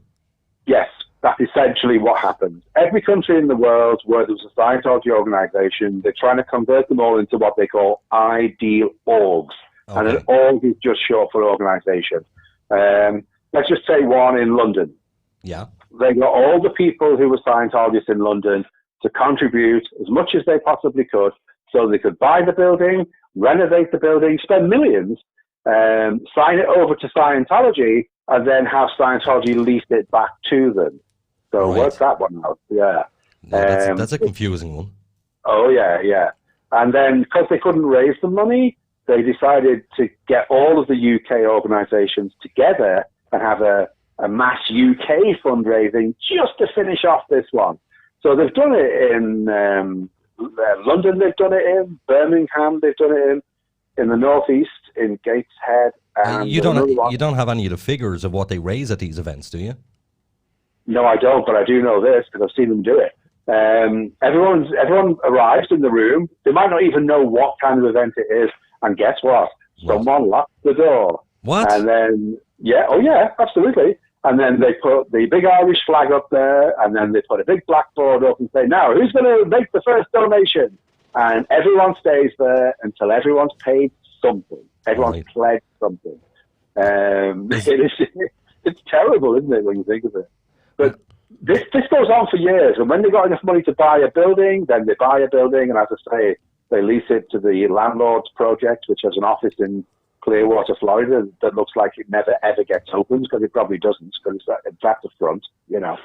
Well, actually, you know what? We have another guy in the studio with us. We've actually two other guys in the studio who've been listening alongside us here. Nathan has been pulling up some figures there. I'm just here on Google. It says Scientologists must attend auditing, essentially the church's term for therapy, which costs $800 an hour. Oh, it can cost more. Yeah. There you go. That's some crazy figures. Yeah, your first session, you might get the 50 quid, but I mean, after that, it just goes up and up and up and up. And is it a case of that? I've seen some stupid, strange device that they hold in their hand. What is that thing that they're holding in their hand? That's the electropsychometer. Okay. You know? So what exactly does this thing do, or what do they claim it does? Well, they think it measures your thoughts. So if you're holding onto those soup cans and the auditor is looking at the screen and he sees that little needle flick, he'll look at you and say, "What did you just think there?" Okay. And that could be anything. Oh my God, is that needle reading all my secret thoughts? What did you just think there? And then it'll be like, that's it. And every time you think it, he goes, that's it. So you've no idea what's going on, but you're afraid suddenly because there's nowhere sacred, there's nowhere safe. You know, everything you've ever thought possibly, which is why when they're doing the interrogations, it's like, do you have any evil thoughts towards David Miscavige? You know, that's why they do all that kind of stuff. Oh my God, yeah, but before, Pete, I think it was a Louis Theroux documentary that when you're doing when you're holding the electrodes, that there's a supervisor in the room that can actually control the working of the needle. Oh my God, yeah, right. Do you remember that bit in Louis' movie? Yes. Okay, I get a mention at that particular part in the movie, right? Yeah. Because Marty, the Scientologist who showed him what to do. Oh no, shit! Sorry, I've got it wrong. It's a different movie. It's a Channel 4 one. Yes. I do apologise. But basically, Marty's got the guy on the cans. He's showing him how the meter works now, and he says to him, "What would you say to Pete if he was here now?" And I thought, I just hear that. Because I didn't even know Marty knew me. This, the guy he was in Louis' movie. That's where I got it confused. Yeah. I went to the opening night of that in London. I flew over for the premiere. That was kind of fun. Met Louis very briefly. Yeah, it was good. Actually, do you know what? We're going to have to go to a break there, if you don't mind. Do you mind holding on the line just for maybe a couple of more minutes after the break? Yeah, let's go for it. If you have any questions. Yeah, well, I actually have a couple of questions I want to get back to, so I'll ask you them straight after the break, if that's okay with you. Excellent. Okay. Okie dokie. Chat to you after the break.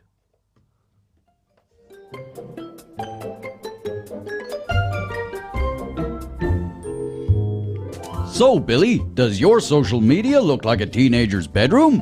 What? Full of Justin Bieber posters? No, you incompetent fool. Messy and unorganized. Yeah, it kind of does. But what can I do about it? Oh, poor simple Billy. Why not put all your social media in one convenient place? But gee whiz, mister, how can I do that? With Social QR, of course. It's easy, fast, and free. But what's Social QR? Well, Billy, I'm glad you asked. Social QR is a one-stop shop for personal and business social media users to have all your social media in one place. Easy to set up, easy to share, and fully customizable, with your own custom QR code suitable for digital and print media. Jiminy crickets, so now it'll be as tidy as my web browser? So don't forget, Billy, that's socialqr.xyz. And Billy, take down the Justin Bieber posters. Aww.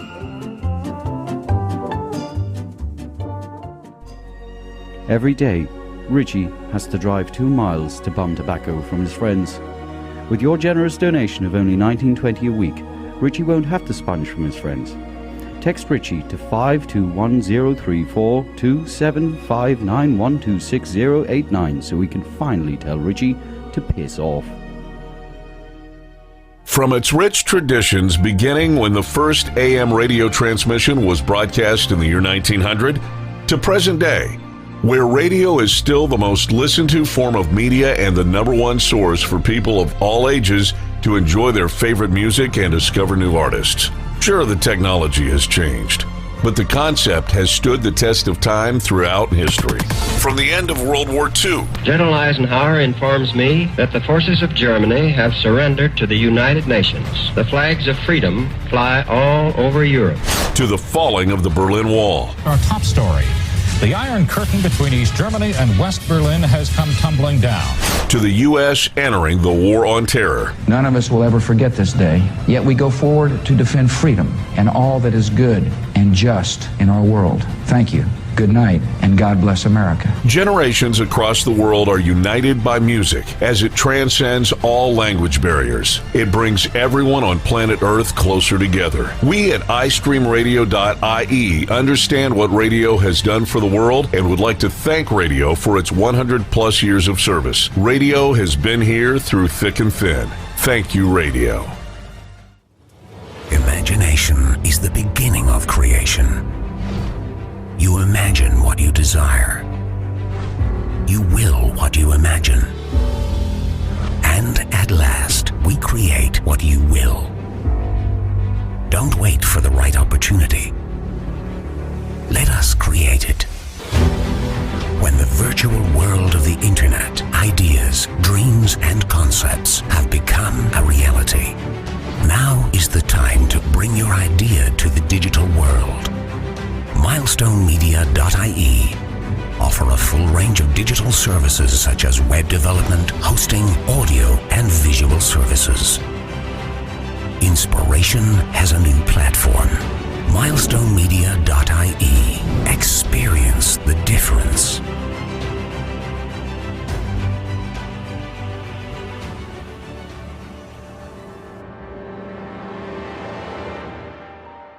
Hello, Supernatural Dogshit fans. I want to play a game. On October 31st, the Supernatural Dogshit team will be live for our Halloween special. In studio, Psychic Deborah Orr and the team will be on an undisclosed haunted location. Will they survive? Tune in on October 31st at 9 p.m. Oh yes, there will be blood.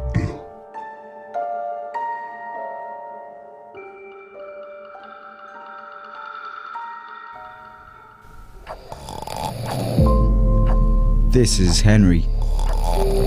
He's 40 minutes late. Again. His crew are waiting for him in the yard. He insists on using a wanked iPhone 4 to keep his alarms every morning. Ed says if he's late again, he'll eat his nonsense-spewing face, because he's sick of his dogshit excuses. With your one-off donation of €3, we can get him an alarm clock and batteries from the pound shop. Please help this lazy gobshite get his ass to work before his employment runs out.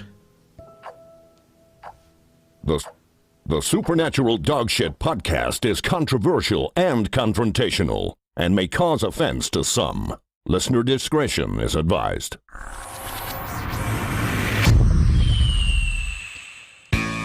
Very welcome back. So we have Pete on the line. Hi Pete, are you still there? Oh, have we got Pete? Is Pete still on the phone? Oh, is there something not right here? Have you done unmute something, or did we do something wrong? Technical difficulties. We did something wrong. No, he should be there. Yeah. He should be there. Now here we go. Pete, are you there? Yeah, is that working? There we go. How you, Pete? Sorry about that. So professional here. Yeah, being terribly unprofessional tonight we are. So that's okay. Do you know what, actually, the one thing that I was saying to the lads there just during the ad break, that what I appreciate about you, Pete, is you seem so laid back and just an ordinary, decent guy, and like you can have a bit of laugh and a joke and have the crack, as the Irish say. Yeah, you seem like you have a sense of humour about this. It's really interesting. Not at first. When I first realised that the whole thing was a con, I got pretty angry. I went outside and built a big fire in the yard and burnt every single Scientology thing I could find. Jesus. Yeah, but I felt better after that. Well, Pierce has a question for you there. Pierce, go ahead. Hi, Pete. Thanks very much for sharing your story with us tonight.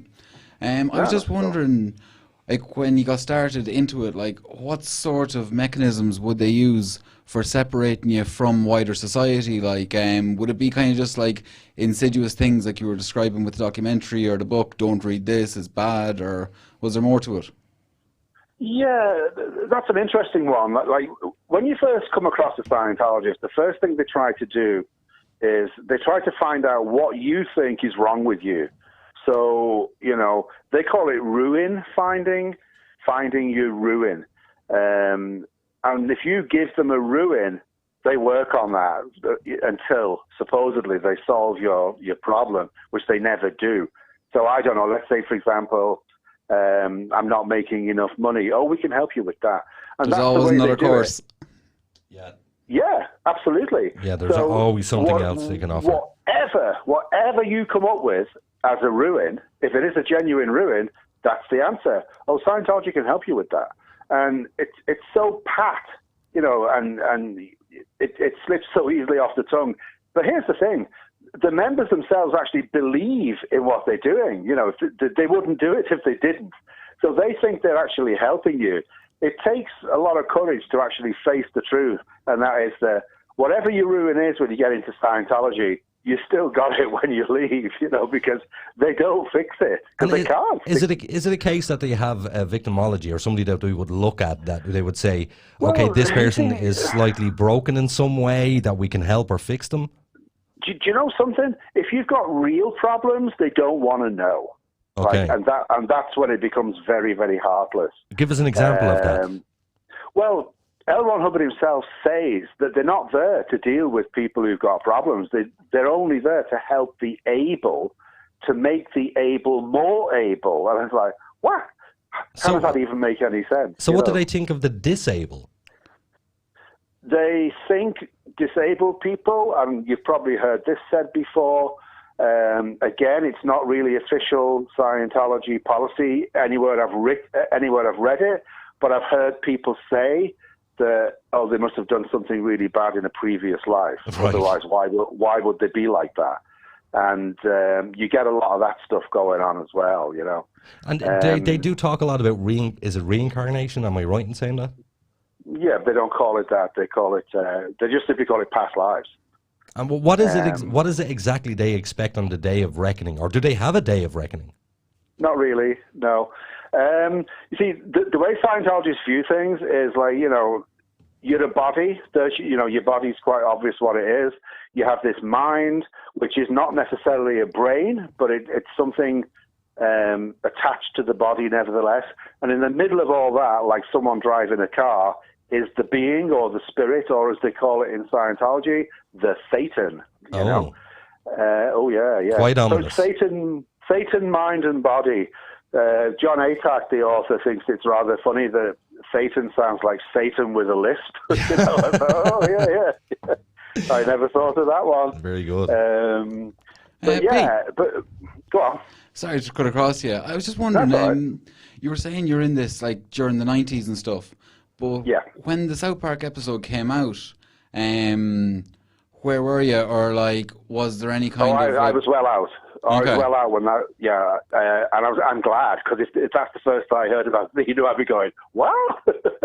Yeah, it was a shock to a lot of people. That from you, yeah. Like what they say, and to keep people from like prying and being too inquisitive, they say that if you find out this information before you're ready to receive it, you will get pneumonia and die. Now, we have to be careful talking in those terms in this day and age, because maybe South Park has caused the virus. Exactly. Who knows? Can you believe it? But going back to how they actually get you and trick you, please. They find you ruin and tell you that they can help you. In my case, I did this personality analysis, and then the person, there's 10 traits that they go over, and the first one was, I think, happy at the top and depressed at the bottom, and mine was quite low. The girl just looked at me and said, "You're depressed." I said, "I'm not." And she said, "Well, it says here you are. This is what you've told us about yourself." I went, "No, I'm fine." I went, "Okay." They just say okay, and they move on to the next one. Right, which I do believe was doubt inside a person, like. Yeah, composed at the top. This is the personality analysis. You get like a graph where you finished, and then the next one was composed at the top and nervous at the bottom. So she'd look at this and go, "You're nervous." No, I'm not nervous. And I disagreed with everything that they said. And at the very end, she said, "You can improve. You can be a better version of yourself." But I went, "Yeah, can't argue with that one." And that's how they got me. That's how they got me to do my first course, So that was basically the carrot to you. They were dangling that carrot out in front of you, was it? The carrot to me was that I can improve. I could be a better version of who I was. Which is not a bad thing. Something we all aspire to, like. Yeah. Absolutely. And if you were depressed and someone said they could help you with that, you'd go for that as well. Absolutely. Or if you were any of the other things, Well, right. I'm assuming with the COVID, being a pandemic across the world, that we have an awful lot of sick and tired and fed up people who would gladly look at this Scientology and say to themselves, "Oh yeah, this is a way out, this is an escape." If you have any message that you could send to the people who are interested in Scientology, what would that be? Oh, don't even bother. Don't even bother. Walk. See, like Scientologists themselves are the victims. They're hoodwinked by L. Ron Hubbard's words. He's got them. He's got them trapped. He's got them by the balls. There's no escaping to what Scientology is. It's probably one of the best cults ever invented, because you don't even realize you're in a cult. And how do you not realize? He tells you you're not in a cult. At what stage do people start like earning a wage from it though? Because like obviously yourself, there's long-term members, but like they must need some sort of core organization. The only people who do well in Scientology and progress all the way up to Xenu and beyond are people who are absolutely ruthless in getting money together and getting it from any source possible, their job or whatever. They've got a good job. They're a famous Hollywood movie star. Yeah, that's one way to do it. But if you're an ordinary Joe Schmo, you've got no chance of paying for Scientology. There are people that would survive in any environment, really, and they just ended up in that one, like. Yeah. And then there's, you see, if you wanted to do Scientology so badly and you couldn't afford it, you know what they do? Come and join staff. That way you get as much Scientology as you want while helping other people to get their Scientology too. Volunteerism. And that's how, well, In my case, it wasn't, masked. but yes, it's become more volunteerism now because they've had to actually, knock the crap on the head and be more honest. Pete, the staff, that was a thing I was going to try and get to earlier as well. Is that when we see, especially in America, where they have them in literally communes and bunks and they're living, breathing, eating Scientology and they have no lives and they work, they're literally worked to death? Right. Yeah, but what usually happens is that every while some crowd comes around to your local organisation, they're all in uniforms, and you go, what the hell is that? And suddenly you hear about the C organisation that you'd never heard of before. And these are the dedicated Scientologists. These are tough, dedicated Scientologists who have dedicated the next billion years to Scientology, and they're not going to give up ever, you know. They get very, very little money. I do believe, I don't know. In my day, I heard of people just getting $10 a week, and that's for everything. Like an allowance. But was there another job you could get as well? Was it Starfleet or something? What? What was the one where they were training people to be like a pilot of some sort? I don't know. It was in the it's in the American one. I'll go and look into it myself later. 'Cause I've thought about it. It's like a school. I know there was some. Oh, hang on. I don't know why Starfleet came to my mind, but it's like some because it's so Star Trek. That's why. Yeah, but it's like it's like a side avenue. It's like there's people who were the staff, but there's these young people that were training to be like the Universe Corps. That's the one. That's why I thought Starfleet. Yeah, that's the one I was thinking. No, that's fine. That's fine. We got there. Yeah. The Universe Corps was simply the Scientologists that were going to go around to your organisation, like you said, let's say, call it Dublin. Once you had reached a certain level in production, the Universe Corps were going to come round with the little e-meters and audit or process every single staff member up to the level of OT3. Right, so that's what they were there for. Yeah. Now, the Universe Corps have never been anywhere because no organisation ever achieved what they were supposed to achieve. Yes.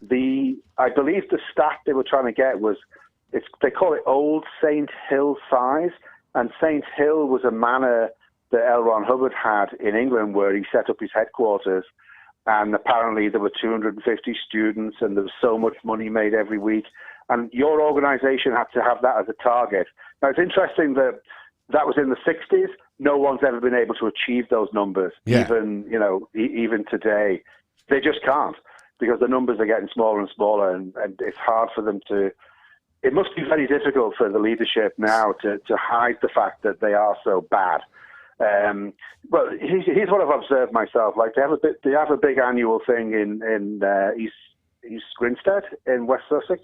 Yes. And I happen to know, because I kind of did a little bit of background research, that the marquee that they'd hired for the event was a 7,000-seater marquee. Okay. Now, we also were very clever that year and very naughty. We managed to smuggle a Sun journalist and a photographer into this marquee. Okay. Yes. So when they came out, we were like, oh my God, what was it like? So they were telling us what it was like. And they said, up near the front of the stage, the thing was packed. The middle area was a bit more sparse, and the back of it was empty. So I thought, oh, okay. So we've got a 7,000 capacity marquee. We're probably looking at about maybe 3,000 or 4,000 tops. And she would, it was about that number. And it was quite funny because we were in the pub before we went up there with the Sun journalist, and we were teaching them how to behave like Scientologists so they could fool them. Yeah. And the best part of it was there were Scientology spies actually watching us do this in the pub. It was so funny. So we just didn't care, you know. What advice did you give to the guys to actually, how do you behave like a Scientologist? 1,000-yard stare, you know, that's the main thing. I know this is going to sound really simple, but act like you're meant to be there, you know. Right. Don't act like, you know, it's all acting. It's all acting. Walk as though, you know, walk with purpose. Don't ever look like you don't know where you are or what you're doing. Anyway, they got away with it anyway. And there were pictures and everything. And I think she got quite a headline out of that one, because I think during the speech he attacked the Nazi psychiatrists as being the true what's the word I'm looking for? Planners of the Holocaust, or Right. something like that. Yeah, I think that was a headline in the Sun. But anyway, the following year we went back. Now we knew the company that was leasing these marquees, so you just ask, have you got a blah blah size? Have you got this size and got that size? And just by asking questions and being a little bit naughty, you'd find out what size marquee the Scientologist had hired. The following year it was the 5,000. Okay, so we've gone from 7 to 5. And then the last one I went to, which was about 2 years ago now, they'd actually gone to a 3,000 marquee. Jesus. So if you're doing the same maths, then if only half of it's full, there was only 1,500 people. So they're losing numbers massively. It is good, isn't it? It is very good, because everything about this organisation we've heard from you, I'll Pete. tell you how else I saw it as well, because this was absolute evidence. The first year there was well over 50 coaches, and on the last year we couldn't count any coaches. And I mean that. Are you tempted, Pete, at some point to go back to the Scientology Centre where you came from and just see who's left that was there when you were there?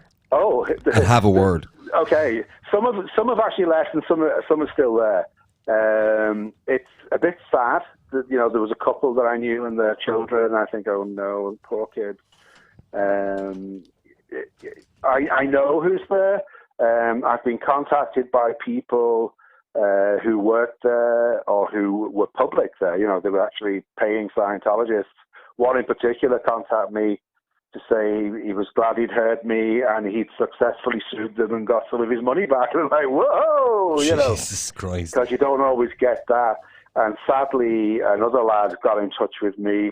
His father had been there, and his father had died of, he had some, I don't know, was it MS or ME? I'm not too sure which one he had. Right. But we left the place, and he was gone within the year. We didn't even know he was ill. He wasn't ill at the time. His son was just a baby. So to have someone like him reach out to you and say, oh, my mum's talked about you. What was my dad really like? That kind of stuff. Yeah. And I just said, well, do you want me to be honest? He said, yes, please. I said, well, he was a bit of a cunt, but deep down he was okay, Oh, brilliant. That is brilliant, Pete. It's true. It's true. And the beauty of it was that the lad could take that. He says, yeah, that's what I've heard. I've one question for you, Pete, left out of all our time. Yeah. Do you reckon you have more members in your society now than Scientology does in Ireland? Oh, no, that's a great question. Probably not, because we don't really actively try and do too much. Here's another thing, like people who protest and speak out about Scientology, that's a real minority.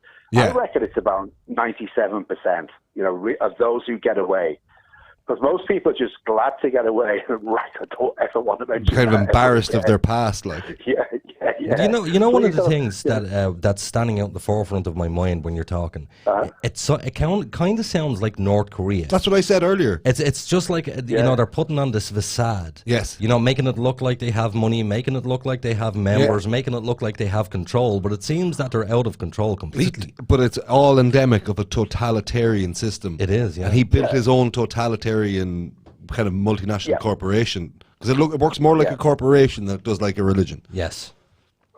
Very much so. It's like a really over-the-top multi-level marketing scheme, Yeah, and it all preys on vulnerability. Well, yeah, but at the same time, if you're not vulnerable, they try to make you vulnerable. They will try to seek your vulnerability that you never even knew you had. Yeah, that's what I'm saying, but they need a vulnerability to prey on, and they'll install one into you with brainwashing. Oh, absolutely. But I wouldn't want anyone to make the mistake of thinking, they won't get me, because that's when they can. Do you know what I mean? Well, let's ask you a question. This is a bit personal, but do you feel like a bit of a fool, that you were taken for a fool? Partially. I don't think... I see how it was done and how cleverly it was done. Like, can you imagine, like let's say a journey getting into Scientology, before, I don't know, I never signed the billion-year contract, but let's say I did after 6 months. Every day of that 6 months will be one step further in. Yeah. And every step, I will be confirmed in my own mind that I was making the right decision. Yeah. You know what I mean? It's like... I wouldn't call him a fool because he saw for what it was. No, I'm not saying that you were. It took a while. Yeah, it took a while. Yeah. Just bear with me. I'm not actually. Jesus, don't take me up wrong. I'm not saying you were a fool. I'm asking. Did you feel like a fool afterwards? Because I know I've been taken advantage of in my life by people. I felt very angry at first. Yeah, I felt very angry. And what was it? What was your initial retaliation? What was it? Did you literally go and see them, or did you? Building the bonfire was the big thing. So that was your visceral reaction, was to burn everything. That was my first thing, and then it took another 2 or 3 months, and I heard that there were going to be some protests in Abbey Street, so I just went along to see what was going on, fully ready, to put my neck on the line and say, right, it's payback time. I want back what, I want revenge for what you lot have done to me, I never got a chance to say any of that to any of them, although I wrote letters totally saying who I was and why I was there. And I can remember there's one based in Dublin who's still there now, and I was stood outside. I saw him look out the window, and I saw his lips go, yeah, that's him. Jesus. Oh, yeah. Because I have to know who was against them, who was protesting. Because a lot of the protesters wore masks. I don't know if you remember that time. I do remember it. Actually, it was all over RTE News at the time, wasn't it? That's it, yeah. And there's a great documentary made of... Prime I think it was on TV3.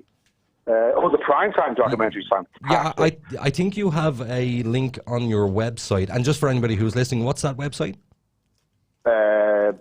ex-Scientologistisland.com. But it's also on my YouTube channel.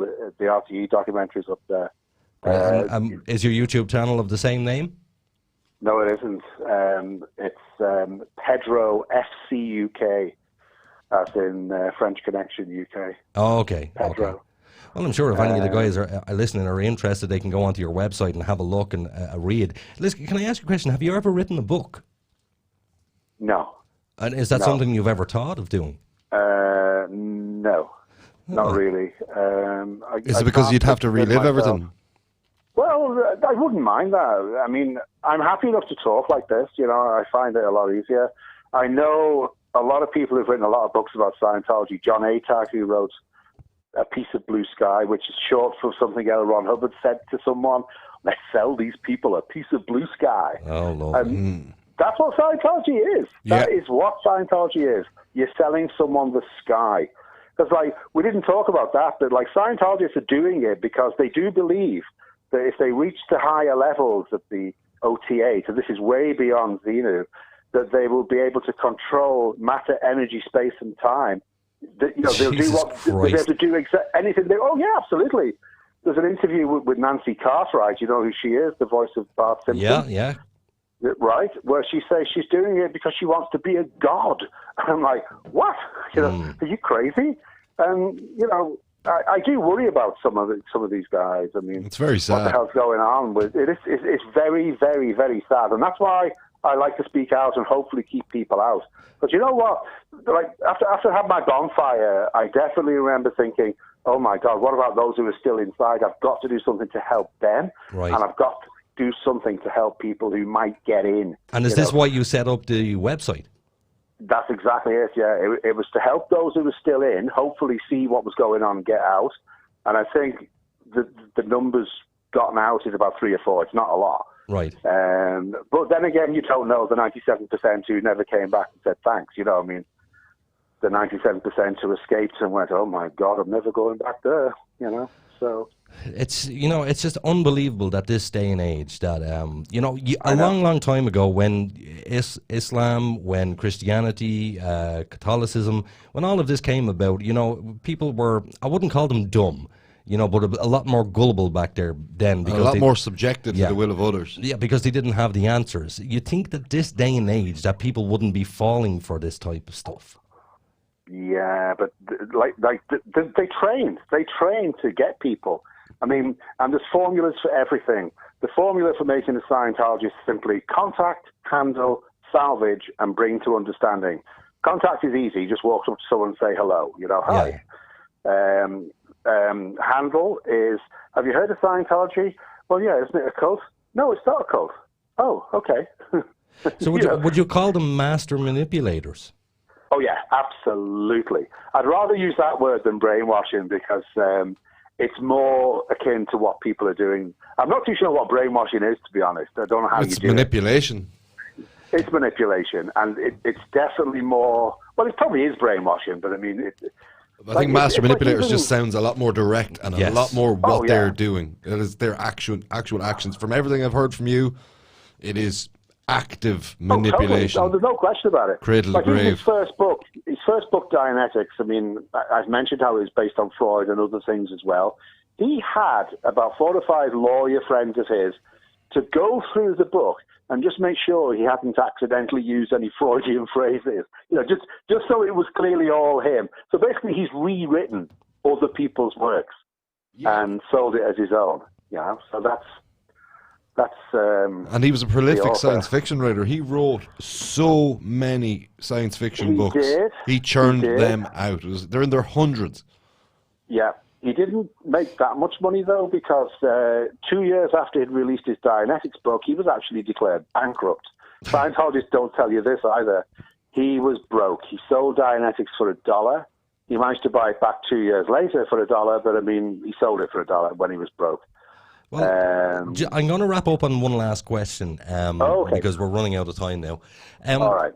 What is this with the family separation?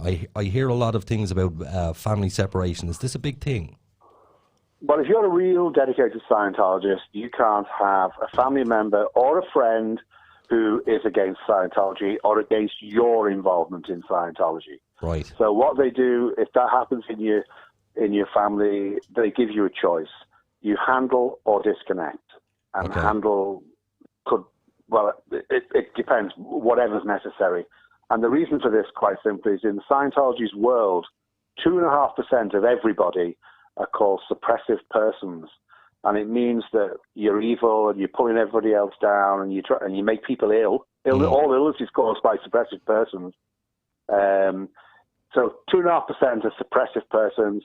20% of people are potential trouble source. So if you have a family member, you're a Scientologist and you've got a family member who is against you, you're a potential trouble source because of your connection to this suppressive person. So that they have a whole army of words to go along with that one on how to deal with suppressive persons, which we all are, by the way, because anyone in the media, any doctors, nurses, police, judges, lawyers, undertakers, for some bizarre reason, the list is hilarious, Yeah. But it was all the people that L. Ron Hubbard had a problem with, so that makes sense, So you actually live in Ireland, yeah? I do. I live in, near Ballina. Oh, very nice, very nice. In Mayo. Yeah. Mayo, the other side of the country. We're actually in the Midlands. We're in Mullingar. Cool. Yes. Oh. So listen, it was wonderful having you on, Pete. And you. And again, if anybody wants to check out your website, it's ex-Scientologistisland.com, and there's a lot of information and links on there that'll take you to other places. And I will highly recommend RT's primetime documentary called The Return. Excellent. Brilliant chatting to you, Pete. It was excellent chatting to you. Hopefully we will have you on again. It seems to be generating a lot of interest. So we will chat to you very soon. Thank you very much. We're going to go into an ad break now. Thanks very much, Pete. Thank you. Good night.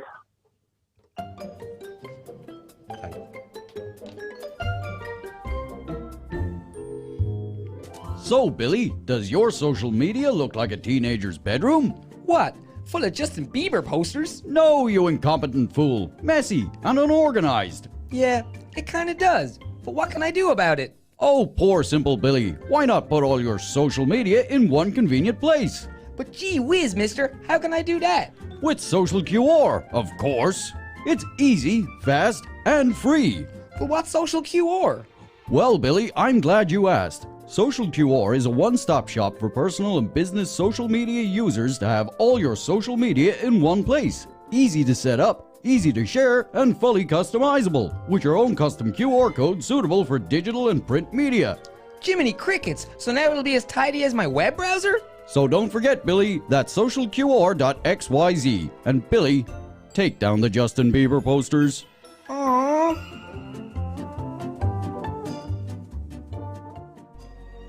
Every day, Richie has to drive 2 miles to bum tobacco from his friends. With your generous donation of only $19.20 a week, Richie won't have to sponge from his friends. Text Richie to 521-034 2759126089 so we can finally tell Richie to piss off. From its rich traditions beginning when the first AM radio transmission was broadcast in the year 1900 to present day, where radio is still the most listened to form of media and the #1 source for people of all ages to enjoy their favorite music and discover new artists. Sure, the technology has changed, but the concept has stood the test of time throughout history. From the end of World War II, General Eisenhower informs me that the forces of Germany have surrendered to the United Nations. The flags of freedom fly all over Europe. to the falling of the Berlin Wall, Our top story. The Iron Curtain between East Germany and West Berlin has come tumbling down.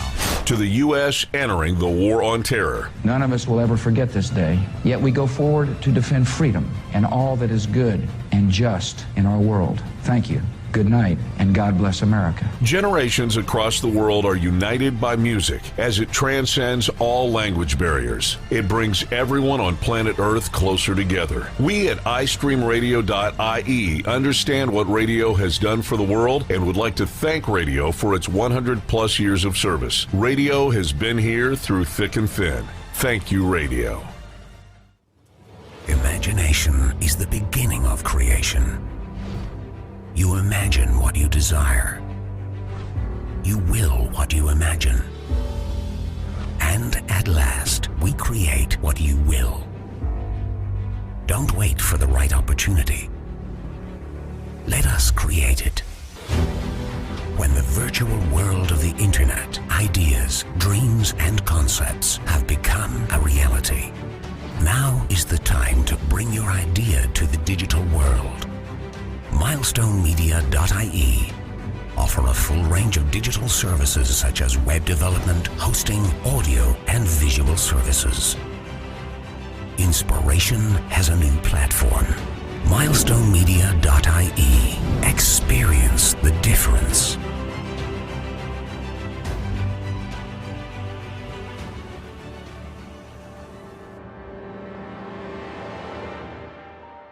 Hello, Supernatural Dogshit fans. I want to play a game. On October 31st, the Supernatural Dogshit team will be live for our Halloween special. In studio, Psychic Deborah Orr and the team will be on an undisclosed haunted location. Will they survive? Tune in on October 31st at 9 p.m. Oh yes, there will be blood.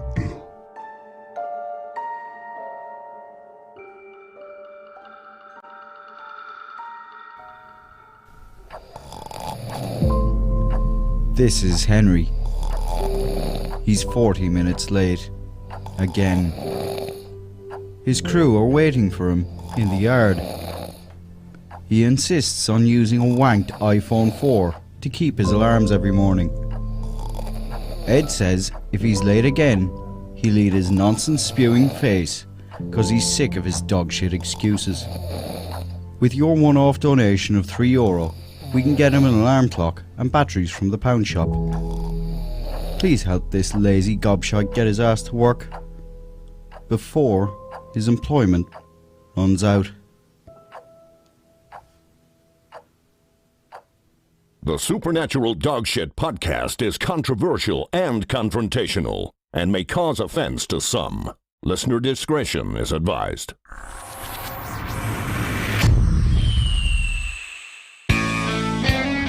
Wow, that was a little bit intense. That was somewhere you're not on yet, lads. Yeah, you unmute yourself there, Nathan. That was good. That was very good, wasn't it? All I can say from that is fuck Scientology.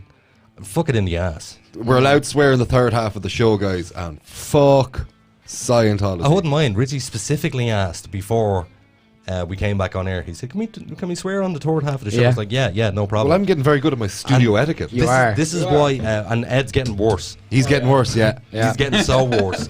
Oh, can we also say Ed has entered the studio? Ed has entered the studio. And can I request Richie to give us a... Yeah! Thank you. Is that it? I just enjoy it. Is that a thing? Yeah. Yes. Is this like a personal thing? No, you never grew up with scuzz. I just want to point out his etiquette. So just let me back over here. Oh, you're going to rip it out of him? He came in. Shut your face, For Aiden. everybody who was listening during the interview, if you could hear clatter, bang, smash, dang, boom, boof, doof, boof, boof. And it was me on the mute button constantly because Ed just came in like he was burglarizing the house, but with pots and pans strapped to his feet. There was one moment when everything fell out of the press, and just before it hit the ground, I muted it. Aiden saved everything. So well done. It. So also thanks, Peter. Yeah, thanks, Pete. Pete. Yeah. Unbelievable. Great patience, man. Unbelievable story. Yeah, do you know what I was thinking during the interview is that every single person on the face of the earth has a story. Some more interesting than others. His is an interesting story. But in hence the Ireland, reason I asked you're about the book. never more than 30 seconds away from a tragic story with a stranger. Something beautiful about this country with people like... My favourite thing to do, well, it used to be one of my favourite things to do, was I always had to get the bus from Athlone back to Mullingar and sit around the bus depot and chat to people. I'll chat to people.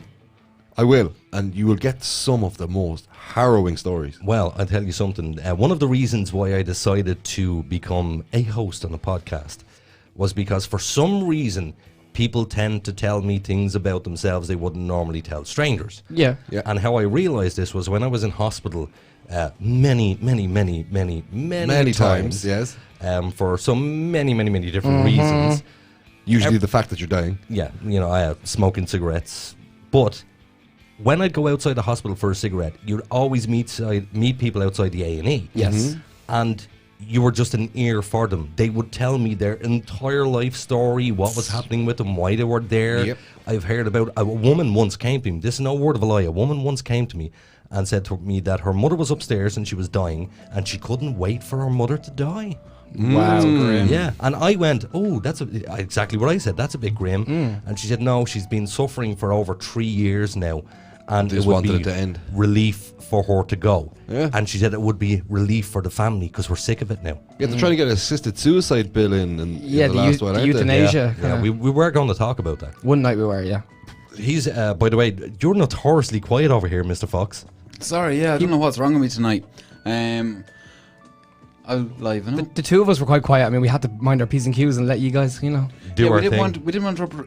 I didn't want to interrupt the flow of the interview as well. Like, I mean, you had a specific way you wanted to go through it, and you wanted to give Pete the platform. Like, and in fairness to Pete, there's so many questions I had that he wound up answering in the time I was waiting to get a chance. That happened to me, which was brilliant. Which is a good sign of a guest because he knows like his story, and his story to make was an awful very joke. He's done a good course in communications. Well, he got some benefit out of it. Yeah, he got his money's worth. But what I liked about that interview, there was a start, a middle, and an end. Yes. That's exactly. He told us where he started, what he did, and where he ended up. Yeah. So, good interview. I liked it. Yeah. Yeah, very good. And it's a very weird subject because it is literally something. If you weren't looking for that information, you would never even thought about this cult and how they're operating in the country and the way they want to use care clinics to literally recruit people because their numbers are so down. They're literally gathering up junkies. Like, I mean, if you look at the fees he's talking about, like 30 grand per patient. Yeah. Now, I mean, that's probably quite comparable with the private sector anyway, with like John O'God's or whoever. It's less than a nursing home. Yeah, it is that. Like, but sure, a cruise is less than a nursing home.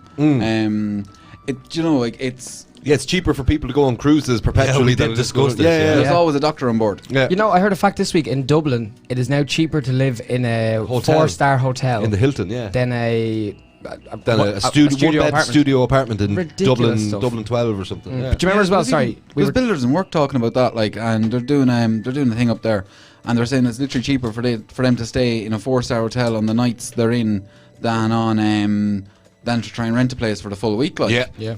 You know, good well news. for them. good news, everyone. Oh, yes. Do tell. So, I ordered a camera. Yay. So, now this is only a webcam. So that's all you need. It's 4K. It's 4K webcam from Logitech. It's the Logitech Brio, it's called. I'd say there's some like PC fanboys there home going, no, don't buy that one. It's basically, two times the size of a matchbox. Yeah. How much do you think it was? I'd say a solid $2,000. No, you're going mad. It's a webcam. 4K though. I heard 4K. No, this is a webcam. It's tiny little Go on, technology. tell me. Enlighten me. €250. Is it like the thing from the girl in the spider's web? The little Sony camera she puts up on the fence? Oh, I know what you're talking about. that. It's kind of similar. Okay. Yeah. I haven't seen It's that. quite a nice webcam. Good film. But I've seen the quality of the webcam. Do you know So- what it does? It autofocuses. But Nice. the whole point of the story is, from next week, you guys are going to be able to watch us in studio. Yeah, I'm not comfortable with that. I am. I'm not comfortable I'm with a that beautiful for man. several reasons. A lot of people have said to me that they missed the visual point of the show. For several reasons. Because during the show, we do be playing around on, you probably hear just a little knock there, like that. Yeah. It's us picking up cans of V, On the V. rolling cigarettes. See, if you're listening, we like you. Sponsor us. Yeah, sponsor us. Send a slab. Talking about sponsors. Social QR. .xyz. Yeah, Richie, what is it? It's a website you go to and you get QR codes to consolidate all your social media and all your music, any of your art, your films, Your porn. your pornography. Whatever You want you're to keep into. all your pornography in a Yeah. convenient little folder. Yeah. But check them out, socialqr.xyz. Yeah, and come on, guys, contact the show 085 27 27 212. Oh, look at that. Also, is there any social media links you would like to give out, Mr. Social Media Guy? You can get us on Facebook. SupernaturalDogshit.com is our website. We'll be on Spotify after the show. We've got a Twitter. We've also got an Instagram. And Podbean. Yeah, but I think Podbean is... Can you go to Podbean to actually listen to Yes, the you show? can. Yeah. But everybody uses Spotify. Also, if you're listening on Facebook or YouTube, do us all a favor. Share it. Yeah. Share it with your friends. Share it with your family. Maybe they won't like it. Maybe they'll love it. But just share it anyway. Get the name out there. And for Supernatural €20, Dogshit. Mr. Ed Harris will deliver you the podcast on a USB naked. Yeah. 20 He euros. actually will for 20 quid. And that is a promise. Yeah. It's a Supernatural That's- Dogshit promise. It's supernatural dog shit, all right. I ain't doing that. You What? do it. Hold on a second. You Why do- are you not doing that? Yes, I cut off the music for a Yeah. serious moment. I fell asleep when Ed started. Sorry, Ed. Was there something missing? I'm going to start kicking you, and I'm not going to stop until you stop twitching. The look of death I just got. There's a reason why I stopped the music. Okay. There's a shit heap coming up. There is a segment coming up, but it was supposed to be done by Richie tonight, and it's going to be done by Richie tonight because we thought Ed wasn't going to be here. We thought he was going to be off doing his super important job. With super important people. Yeah, no, super famous, not important. Person. Yeah, persons. Two. No, Doesn't no. matter. I can't He's say. a big deal. Yeah. So who's a big deal, Ed? Yeah, Mr. Harris is a massive deal. In his own universe. So we're going to go over to Richie for Richie's installment of the shit heap. Shouldn't be a story, not even a peep. That's why it's going on Richie's shit heap. Yeah. You like I that? love that intro. We're definitely going to play it again, don't worry. There's two things going on the shit heap this week. Please. The first one is Mr. Ed Harris himself. If I get to Yes. hijack his shit heap, the first thing I'm going to do is put him on his own shit heap. Oh, I'm excited. The There you reason go. Ed is going on his own shit heap was I am here this evening to replace him because he's such a busy boy. And then halfway through the podcast, he comes in with very poor regard for studio etiquette, which he used to chastise myself for, and that's why he's Severely chastised. severely chastised, physically assaulted me. Oh, bent you over his leg. Yeah, Slapped you. gave me a rogering, and Shots that's fired. why I You couldn't resist deserved the it. first opportunity I got. He is now stuck on his own shit heap with Google, with Facebook, with How do you Veronica, feel with there, Ed? Martin. Hang on. You haven't listened to any of the shit heaps, though, because there's none of whoa, those whoa. have been on the shit heap. All of those have been on the No, show. they haven't. Can I Yes, also they just have- say... They haven't. Bradgar wasn't. Can I No. also just say... Google wasn't. He came Oh in... no, Google was. It was yours. Can I just say... What? He came in and robbed our guest's microphone. He did. Yes, He did. What a bastard. And I'm not offering Just- mine. and he's not even supposed to be here. Listen, listen. If I was given an iota of a schedule, right? Because I tell you who I'm putting on the Wait. Who are you talking to? Huh? Are you talking about people you I'm work with? I'm or talking us? about work. Yeah, there is no schedule whatsoever. I was told to be there for 7 p.m. and then I get a call this morning, oh, can you be there for 4? To which I hightail it off. Yeah. So, and it has been like that since I started. Yeah. Oh my God, you're so witty. I'm snoring down the mic. That wasn't me. Anyway, coat. back to my hijacked segment. Yes, I was just going to say there's a massive schedule on the board over there. Like, Yeah. Ed goes to work. Ed comes home. All work and no play makes Ed a dull boy. Richie, continue. My second thing that's going on the shit heap is NPHET. NPHET. These apps. to rob a joke from Twitter, how is it not called Boarding a Corona? Oh, wow. I like it. Oh, wow. But they're going on it. They're going on it. They are the shit heap. Because we have level 1 to 5. There's no 0. Where's the 0? We're supposed to be getting back to normal. We're 7 months in to something that was a 2-week thing to stop the ICUs getting overwhelmed. And what they've done is since then they've hired 9. There's 9 ICU beds have been added. 9. Not even 10. There's 75,000 people or 7,500 people came home and went looking for jobs from the HSE straight away, and they were left high and dry. Which is ridiculous. Ridiculous. This country had all the time in the world. They had more time than most countries to get their shit together. And they didn't get their shit together. And now they're going to lock us down again because they didn't prepare for it. And it's a case-demic. It's gone from a pandemic to a case-demic. They keep changing the bar. They keep making it up as they go along. And everybody in the country is sick to their shit of it. Yeah. If they keep it up, if they push it to level 5, I guarantee you will get a contingent of at least 3,000 people will come upon the doll and burn it to the fucking ground. Drag them outside and hang them high. Because we are sick to our shit of this coalition from hell. Hear, hear. Look, so, but honest, on the other side of things, I think what really needs to happen is continued support for each and every individual here. What do you mean? Like, what I mean is that okay, so you have people that are being forced out of work due to a pandemic, and right? they cut their PUP and give themselves a pay rise. Yeah, whatever. Like, I mean, I think, like, honestly, like, people doing well out of it are a very small minority. Yeah. Especially on terms of the whole national scale. Like, I just really think that, like, you can't get to a point where people are being pushed out of houses or businesses or anything else. I think there needs to be, like, full and complete support from. But this has happened on a global scale. Oh yeah, no, and entirely. the people that are in charge of helping us are lining their pockets and cutting us dry. Look, there's always going to be someone making a buck, like. Yeah, do you mean, but like, it shouldn't be the people we voted to work for us. Okay, so I'll give you another example. Just while we're talking about people we voted for. Yeah. There's a man from Kerry, Mr. Healy Ray. Aye, and he spoke in the Dáil very, very strongly and vehemently about, against the water charges, because fair enough, who wants to pay for something that comes from the sky? Yeah. But on the other side of things, like, he had a company that was fitting the water meters for Kerry County Council. Yeah. Like, you mean, like, you could call that shrewd, or you could say, like, that's vested interest and pocket lining from the same class of people. It's just opportunistic. It is, but they're creating their own opportunities. Yeah. And they're trying to lock us down again. You have the head of NFEC came out and he was appalled that people were getting back to their normal lives and carrying on like nothing was wrong. The cases went up a lot recently. The cases went up. The hospitalizations really didn't move. No, because it's fitting into a different bracket, like. Yeah, they're using a different measuring stick. They're using a different measuring stick they had from when this all started. They're learning more. But the problem is, it's not what they thought it was, and they just have to admit they were wrong and let us get back to our normal lives. Still very serious. It's very serious, but not for fit, young, healthy men. Not for teenagers. It's going to have knock-on effects for decades. There was that nurse. I think she was maybe mid-20s, 28 maybe, is stringing into my mind. Yeah. And double lung transplant from COVID. Yeah.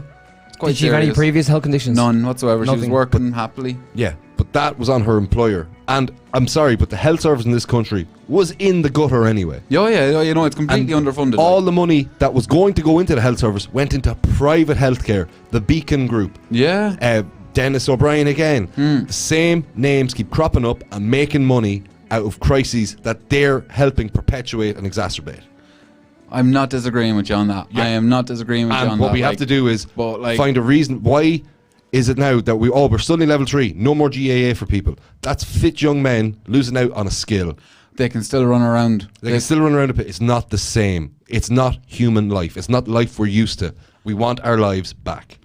I'd like my life back. I'd like to be able to go to gigs. I don't mind if they're Yeah. socially distant or I'm on a little platform. Like, I'll dance. I don't really care. Yeah. But like, I do respect the severity. I don't. That's fair. We have a difference on that. Like, yeah, but having been around it and been in hospitals and been out all over, I just see fear, and fear makes things a whole lot worse. Yeah. That's why there needs to be unconditional continued support. Yeah. You know what I mean? Like, but we you don't can't- have the money to do that because it's the money, not there. The money coming from Europe is they've announced it, like, you know, it was 750 billion. It's like, it's one of them silly numbers. Yeah, but it's money they think that they can claw back later on, which we can't do. No, but they're offering it on extraordinarily low interest, like practically, like, anyway, and it's on 100-year money, so that you end up paying very little for the cost of credit, and you spread it out so thin that it's not meant to make a major It's still impact. a massive hole in every economy on the planet. Okay. Go on, Rich. Like, my biggest problem with it is that it's ruining everything we're going for. Like, it's all the money we're losing. Like I'm getting a tax bill to start next year. I was on the pandemic unemployment payment for 7 weeks, and now they're tallying it up because when I got my job back. I have 2 jobs, so one job was unaffected. It was frontline work, and then the other job was just like a normal day-to-day job, 9 to 5, Monday to Friday. Okay, so where are you getting this figure from what you're going to have to pay back? Like, where is that? The problem I have with it is the budget isn't even out yet. Yeah. There's no kites flying. I was given a letter From saying who? that I am liable Yeah. for taxes that weren't paid when I was on the government wage subsidy scheme. So There is the potential for that there, and they are announcing it early, but they're making absolutely no claims as to what that rate will be, how it'll fit into your day-to-day, and what the rate of return will be on it. So they could literally put it as €1 a week. No, That's an option. I was told, it said in the letter, I can pay it outright, or it can be factored in against my tax credits for the next 4 years. And did they give you an precise figure? Only around €2,000. It's a strong amount, like.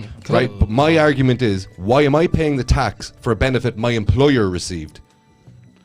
I have a quick question for Richie. Have you got a big gripe with this because of the way the country dealt with it? No.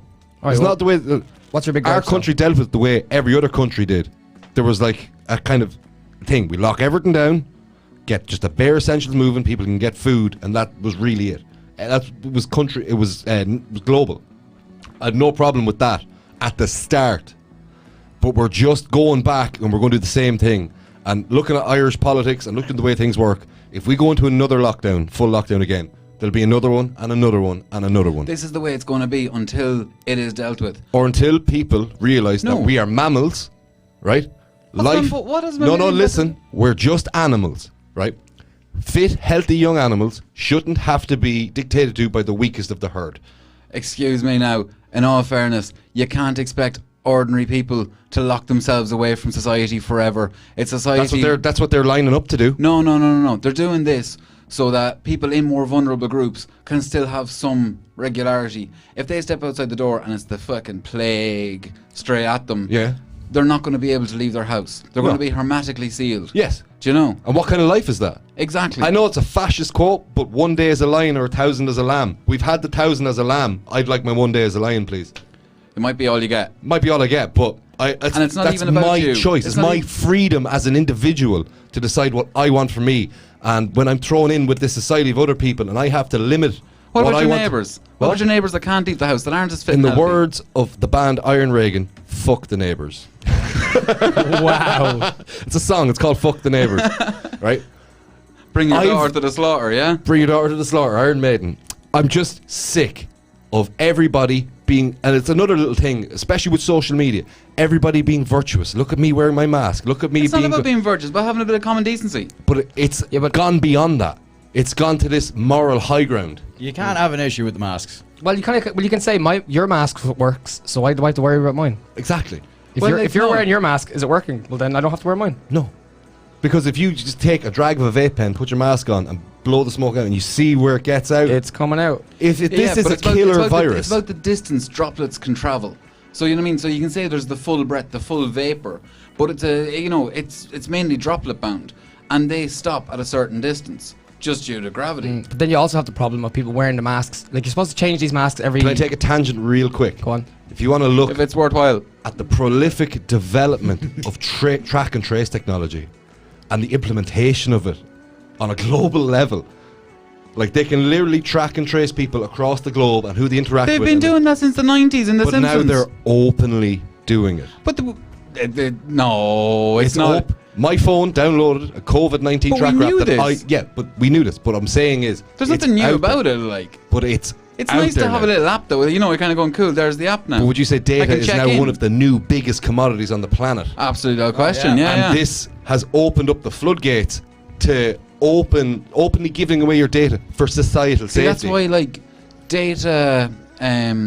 What would you call it? Data processing, data holding, data transfer. And Ireland has accrued a massive data centres in the last 10 years. That should be taxed in the same way as any other commodity. But it's not. I know that because you look at our gas and oil, we don't get anything out of that. It's when something's free, you're the product. Like, all the social media is free to use, but all our actual we get ads. We're sold as advertisements. Yeah, do you know what I mean? Like, and like that's just the way it is. Farming. Like, I know someone actually that did a bit of this whole digital marketing stuff, right? And they literally told me that they're like, let's say you live in Cork, right? That you can be targeted while it's in the evening, between a specific window of time, and while you're taking a shit. They can have an ad that will only pop up to you while you're on the jacks. Yeah, that's how much they can track you. Precise, yeah. But I mean, like, that's been known within the marketing sphere for ages because they could just tick the buttons, right? But you have to remember, you're privy to that information. The average people out there, like, even when I remember explaining to a guy that when you fast forward the ads on Sky, they've designed the ads so that they can get the message relayed when they're played in fast forward, because they know that everybody fast forwards the ads. I said this to a guy and he told me I was a paranoid delusional. But no, you mean, like, if you were the marketer, right, and you're making an ad and you know everyone's going to fast forward it, you're going to do things to make the message get through. But when you explain this to Joe Soap on the street, he says, no, you're just thinking too much and watching too many videos on YouTube. And I was taught this in marketing in college. Okay. You know what I mean? And I was trying to explain to the point. Masks are good and COVID bad. Right. But I'm always for it. The needs of the many outweigh the needs of the few. Now the needs of the few are outweighing the needs of the many. The cart is leading the horse. No, as long as the government supports are there, the needs of the many are being met. I don't think we've a government that gives two flying fucks about us. No. Hand on heart, I do not feel represented by my government in any way, shape or form. At all? At all. I understand that, actually. Does anyone think that the NFET recommendation of level 5 was kind of engineered to be released and be so outrageous? Flying a kite, like, before they announced the news of a 3. And then they announced the 3 to kind of soften the blow, yeah. And it all comes days after a large anti-mask demonstration. Because, well, like, between that and it's the all instance too in Galway, convenient. that and the instance in Galway, where it was just a bunch of students sick of this shit. Yeah. And they wanted to say, look, we used human nature. Yeah, people want to be social and socialise. And, like, you know, it's very difficult if you move to a new city and you're trying to integrate and make friends because it's college and whatever. How do you feel about seeing 16 newborn babies in their incubators all wearing face shields that are causing them distress? That is actually that is disturbing, like. Yeah. And you'd have to wonder if they're in the incubator. Mad. If you're in the incubator and it's why a closed do you need unit, the mask? But is that a thing that's happening? There's a video of these babies in distress. Where? I don't know, but what I'm saying is, it's because it's on a global level. We're going to see different bits from everywhere. Absolutely, but it's good to keep it in context of what people here will be actually experiencing. But in Ireland, I think the cart is leading the horse. People are too afraid. We're scared, senseless. No, I don't think there's been enough done to help the people. No, definitely not. And cutting their payments and lining your own pockets, it's all building up resentment. Well, just not even about lining the pockets, because, like, to be honest, I'm going to separate business from the social support here. Yeah. And I really think that, like, you know, you can say, right, you can't give everyone the full wage, but no one's lifestyle should suffer. Do you know what I mean? But like, our lifestyles are gone. Everyone's even in stage 3, our lifestyles are gone. I have friends, they're gone to the pub tonight. Oh, it's the last night at the pub, so everybody's heaving into the pub. They're still doing takeaways. It doesn't matter. I'm looking forward to getting a takeaway glass, actually. We should just... So there's another job then going around picking up the glasses. Right. But when the flu comes round, we get a bad flu season, right? But that always rises cases in hospitals. And they're trying not to have the double whammy, like. And it says on the coronavirus test not to be used.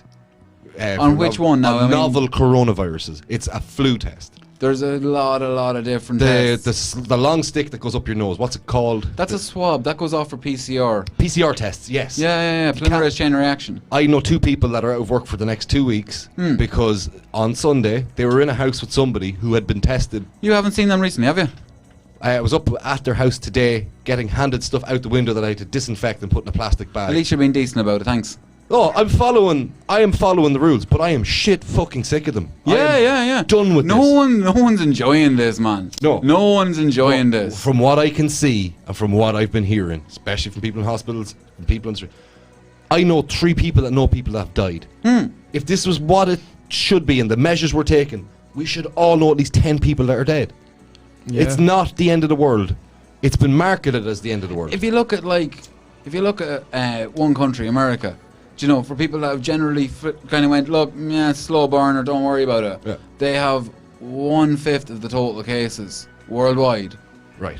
But it's what's being reported. It's the same thing with Scientology and their numbers. You know, they have 1 million members when in actual fact they're 20,000. Talking about positive cases only in that figure. Right. I want to look at hospitalizations and deaths directly. There's cases in Ireland where even Leo Varadkar mentioned on national television that yes, the numbers are fluffed. There are people that that's you could have been. You're talking about, and from where it's considered a possible contributing cause, it's put down as a deciding factor. Do you know what I mean? Like that's treating the whole thing with a cautious manner. But someone who was killed. I know. By the way, I'm useless with a mic. It's all right. No worries. There was somebody who was killed in a car accident. Their corpse tested positive for COVID-19, and they were attributed as a COVID-19 death. Yep. Where did that happen? In County Roscommon. Did they have a cough? This happens all the time. Well, I'll give you one better. I'll give you one better. They were dead. I know. They tested a corpse. I know. I'm looking to see what. I'll give you one better. There was a guy over in New York who commit suicide. Can I just say, I forgot you were here at all, Aiden. So, I know the reason why I'm staying quiet because I'm letting the lads have an argument. It's great. Here. There was a guy over in New York. He committed suicide, put a gun up to his head, shot himself, but survived. He survived for about 5 or 6 days. He had corona in his system. He died of gunshot wound to the head. Gunshot wound to the head, and it was put down as COVID. That's fact. Those are highly extreme cases in the absolute abnormal. It's all about this media long reach so to go for the negative. So if we take away those, 2 cases, we've all the rest of them still grand. Yeah, but you know what also is happening? Let's say it's people who died back in July and January. They're not announcing the numbers until later on, so they can bulk out every month, so they have deaths every month. Yeah, like 10 people died, let's say 2 days ago from COVID. Only actually 2 It's a bit depressing. You go on the news and you're going, 1 dead from COVID, 14 new cases. Yeah.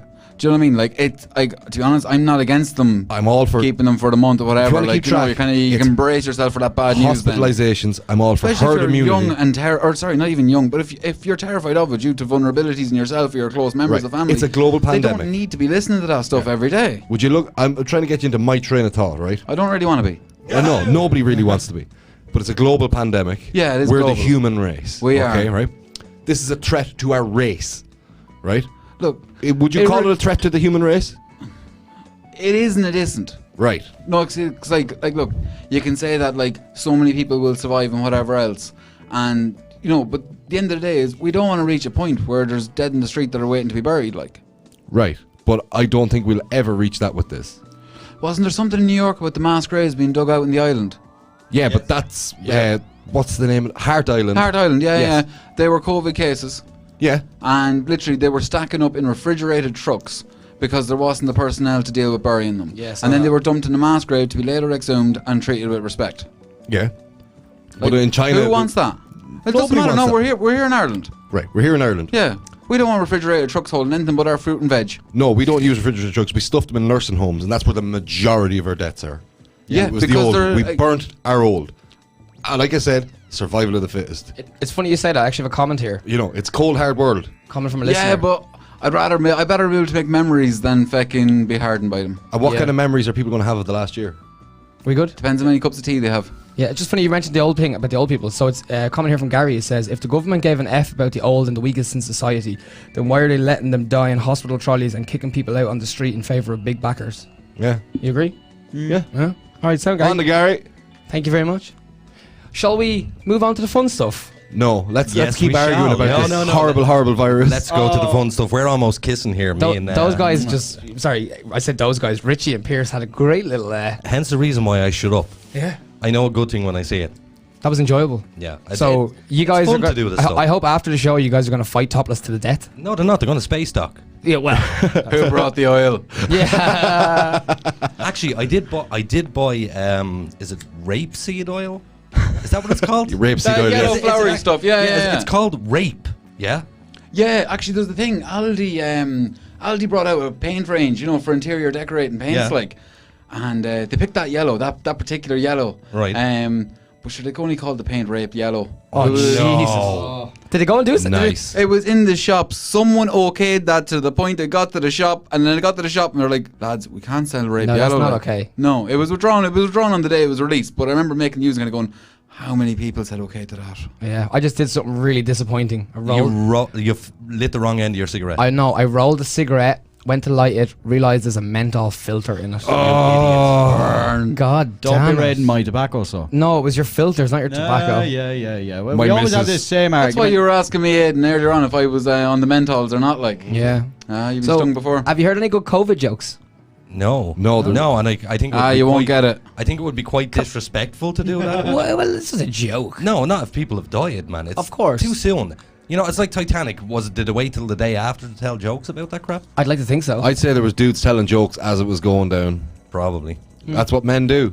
I mean, there was Irish people on it, so you can be guaranteed there was people There you joking as go. it was sinking. How else are you going to deal with that kind of trauma? Like, event, I'm on a boat and it's sinking and it's in the middle of ice water. You do what those You two find brilliant something gentlemen did. They dressed to their best, got a drink, and sat there and went down like gentlemen with the ship. men. Yep, like men. Which is also dying out nowadays, real men. Real men are gone. I have something I want to talk about. Ooh. Yeah. So this is actually Is directed. this a secret you're going to share? Just drop that music down there a tiny bit, Mr. Lynham, Mr. Locust Lynham. I got you. Locust Lynham. So this is directed for you.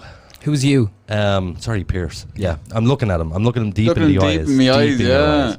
I'll be looking deep in your sphincter later on. Ooh. I think we all Only will. because yours is fucked. No, that's his. That's Richie's. That's me. I'm looking for a donor. So, I had my first psychedelic experience. How was it? Very psychedelic. Yeah? It's exactly what it says on the tin. Before we get into it, for those who don't know, PhD. No, fuck PhD. that. Sorry, no. Pierce? Back away from that. I do not have... Or A nor am pretty huge I- dick. Well, That's what I meant. okay. But no, I am not embarking on original research work That's okay, for that's the okay, that's acceptance okay. of my peers. I apologize. So, what is it that you are again? I have a master's in neuropharmacology. Neuropharmacology. There you go. Which means you know some shit about what drugs do to the brain. I know a little bit. Yeah. You know more than anybody else in this room. of course. Okay, I'll take that. Yeah. So, there you go. yeah, I don't know what the name of this drug was. Sorry. If we were on a History Channel show, you would get the title expert. You would, yes. I've seen CNN. Chicken Nugget Expert. Now, that's an aspiration. That's an aspiration and a half. If you were on CNN, you'd definitely be an expert. Fake news. How come... Fake news. I have to laugh at how their banner hasn't turned blue yet. Oh, yeah. Yeah. It's kind of weird, isn't it? Do you know, like, they're still hardcore red, like. Yeah. Yeah, Anyway, maybe. Aiden, Rebranding for a So, softer image. your psychedelic story. My psychedelic story. Ed, what was the name of that drug that I took? I think it was called 4-ACO-DMT. DMT, that's synthetic psilocybin. Yes. That's what's used in all the clinical trials you ever hear about magic mushrooms. Yes. Due to magic mushrooms being a natural product, it's very difficult to know the exact dose within a mushroom. So what they do is they look at the molecule and they kind of go, right, well, that's the shape molecule, and we put this bit here and that bit there, and suddenly we have a synthetic molecule. So they're like a Nice. baseline analog to do all your base testing off. Expert. Yeah, not an expert. Expert. It wouldn't even be an analog. It's an exact replica. It's just a synthetic What about, version. remember, synthetic cannabinoids? Yeah, they can be a huge range of things. They might not even be related to THC. It's just how it tickles that receptor. Exactly. It's just that it binds to that receptor. Because like if you've ever And causes tried, the same inhibitions on it. sometimes it doesn't though. Like I don't know if you've ever really tried some of the synthetics around. I like got smoking, very, weed, and all very, the very others. harshly addicted to synthetic cannabinoids. Yeah. So back you, like- when in the heyday. Yeah. So like you know the way like they were the same but different. Yes. It's that's because they're attaching to that same receptor. So there's a little bit of the same trickle down, but there's a huge amount of like unwanted effects, Yes. unpleasant effects. Like Paranoia, schizophrenia, Yeah. agitation, violence, Huge uncomfortableness. Like you can have like physical withdrawals. and what other thing I'm trying to think of? Oh, convulsions. Yeah. and general season up your thing, and like you could end up just kind of like season up into a little kind of crunch ball and literally just falling over. Visual anomalies. Yeah. Hearing impairment. Let me explain my trip. Yes. So, I took this drug thinking, I'd never taken psychedelics before. So I thought I'll delve into this and see what it's like. To be quite honest with you, at the start, I thought this isn't going to work. It's not real. That's an old dud. So it's an old dud. So in my brain, I was going, I'm not going to have a bad trip because it's a dud. And then I start tripping. Because that was your big fear about that was taking my psychedelics. huge fear, that I was going to vomit because all drugs make me sick. Yeah. I thought I was going to vomit. I thought it was going to be a really bad, scary trip. But I saw some amazing things. It was just beautiful. There was a point, literally, at one stage where it started to get cold. Yeah. So I was offered a dressing robe to put around me. Yeah. I picked up the little small oil-filled radiator and I hugged it for about 2 hours. He did. You got a lovely mark in your arm for that, didn't you? Well, I don't know where that came from. That came from hugging an oil radiator. Yeah, for those at home, Aiden has a big 4-inch burn on his forearm. Actually, no, that wasn't it. He had that burn beforehand. Oh, did he? No, we do believe. I have a theory. He got it from the kettle. Off the steam. Because I too partook in this this illicit substance, and I gotta say, it's great. I have to say now, can you see how it can be involved in an end of life anxiety? Can you see how that's one of the absolutely, potentials? and that's what I was where going to it's say just to you. like it breaks your connection to reality in a way that it just promotes bliss. My connection with reality. So what happened to me was I was sitting there and I remember just that the walls started to look like they were melting. Okay. And the table was looking like it was melting. Yep, But then been there. I thought, this is a bit weird. Hold on, I close my eyes and see, can I get away from it for a second? You can't. Because when you close your eyes, you see geometrical shapes, colours just exploding. It's Buy just the ticket, take the ride. Oh, yeah. And it's 5 hours of this. But I have to say... That is one of the shorter duration psychedelics as well. By the way, if you look at it like, if you took LSD, something that's so widely known of. Acid, yeah? Yeah. D-lysergic acid, yeah, thanks very much. What, you could be looking at 12 hours? Yeah, you can be definitely looking at like 8 to 12 hours quite easily. Like, from a single drop. Yeah, from like a square paper. Yep. And I wouldn't look forward to that 12 hours. I think 5 hours was definitely enough for me. I think it was a little bit too much actually for me, because there was a point where I was going, okay, I'm done bored with of this now. Yeah, I want to go back to normal. But you can see everything coming back to normal. The weirdest experience I had was the in-betweeny bits. Okay. I could literally see, so I was staring at a can across the table, and there's, empty space between it. You had fractals in between you and other objects. So you were more aware of 3D space. I could literally see the fabric that was between the can and me. Yeah. But it was also invisible. It's weird to explain. Yeah, did you get... Okay, so we're talking about the visual effects at the moment, but did you have any deep insights? Or did you have any deep insights? No, because I tell you what happened. I'm quite a clinical person. Yeah. I take things very clinically. So during this trip, I was analysing it and seeing what was happening. And even Ed will tell you, he was like, just enjoy it. And I'm like... Yeah, do you think you're over-analysing it? Yeah, of course. I was trying to figure out everything that was happening. Were you fighting it at all? It doesn't sound like you were. I'm just curious if that was part of... Oh, no. There was times where I just literally put my head back, closed my eyes and just enjoyed it. Cool. It was, I have to say, it was one of the better experiences. And when you were saying about depression, as you all know, I'm, over the last couple of months, I've been quite drained of energy and a little bit low energy. Because you're dying. Fuck you. And fat. I noticed the day after, I was a little bit lethargic the day after, but then, that following evening, I was full of energy. And since then, my brain seems to be just a bit clearer. Clearer, yeah, less foggy. Yeah, because it's after in that hyper-connected state. New neural pathways. Yeah, there's that. Like new links can be created, and other links strengthened that break your thought process basically before you went into it, and that's what's associated with some of the clinical effect. But another effect of it is it's an anti-inflammatory. Right. And that's the thing they're trying to do with psychedelics, especially some of the long actor ones. There's one called Bromo Dragonfly that lasts about 3 days. Ooh, wow. No, yeah, it's one they don't talk about too much. Buckle up. No, I mean literally, it's meant to be unpleasant. It does not stop. No. But because of the anti-inflammatory effects and the extremely low dosing, they're trying to see, can they separate out one from the other? Yeah. Because if you could have an extremely low dose, non-toxic, anti-inflammatory that was, plain as day, just did that, Right.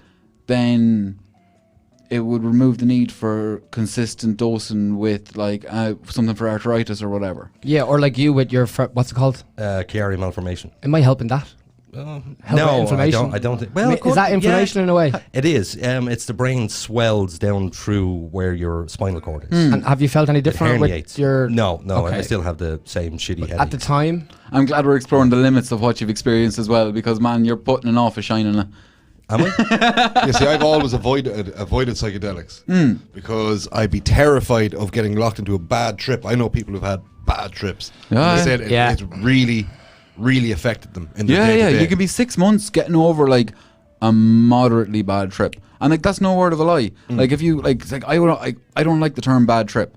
I think it has a place, but I think it's overused. Yeah. So you could say that you had a difficult trip or a difficult part of your trip.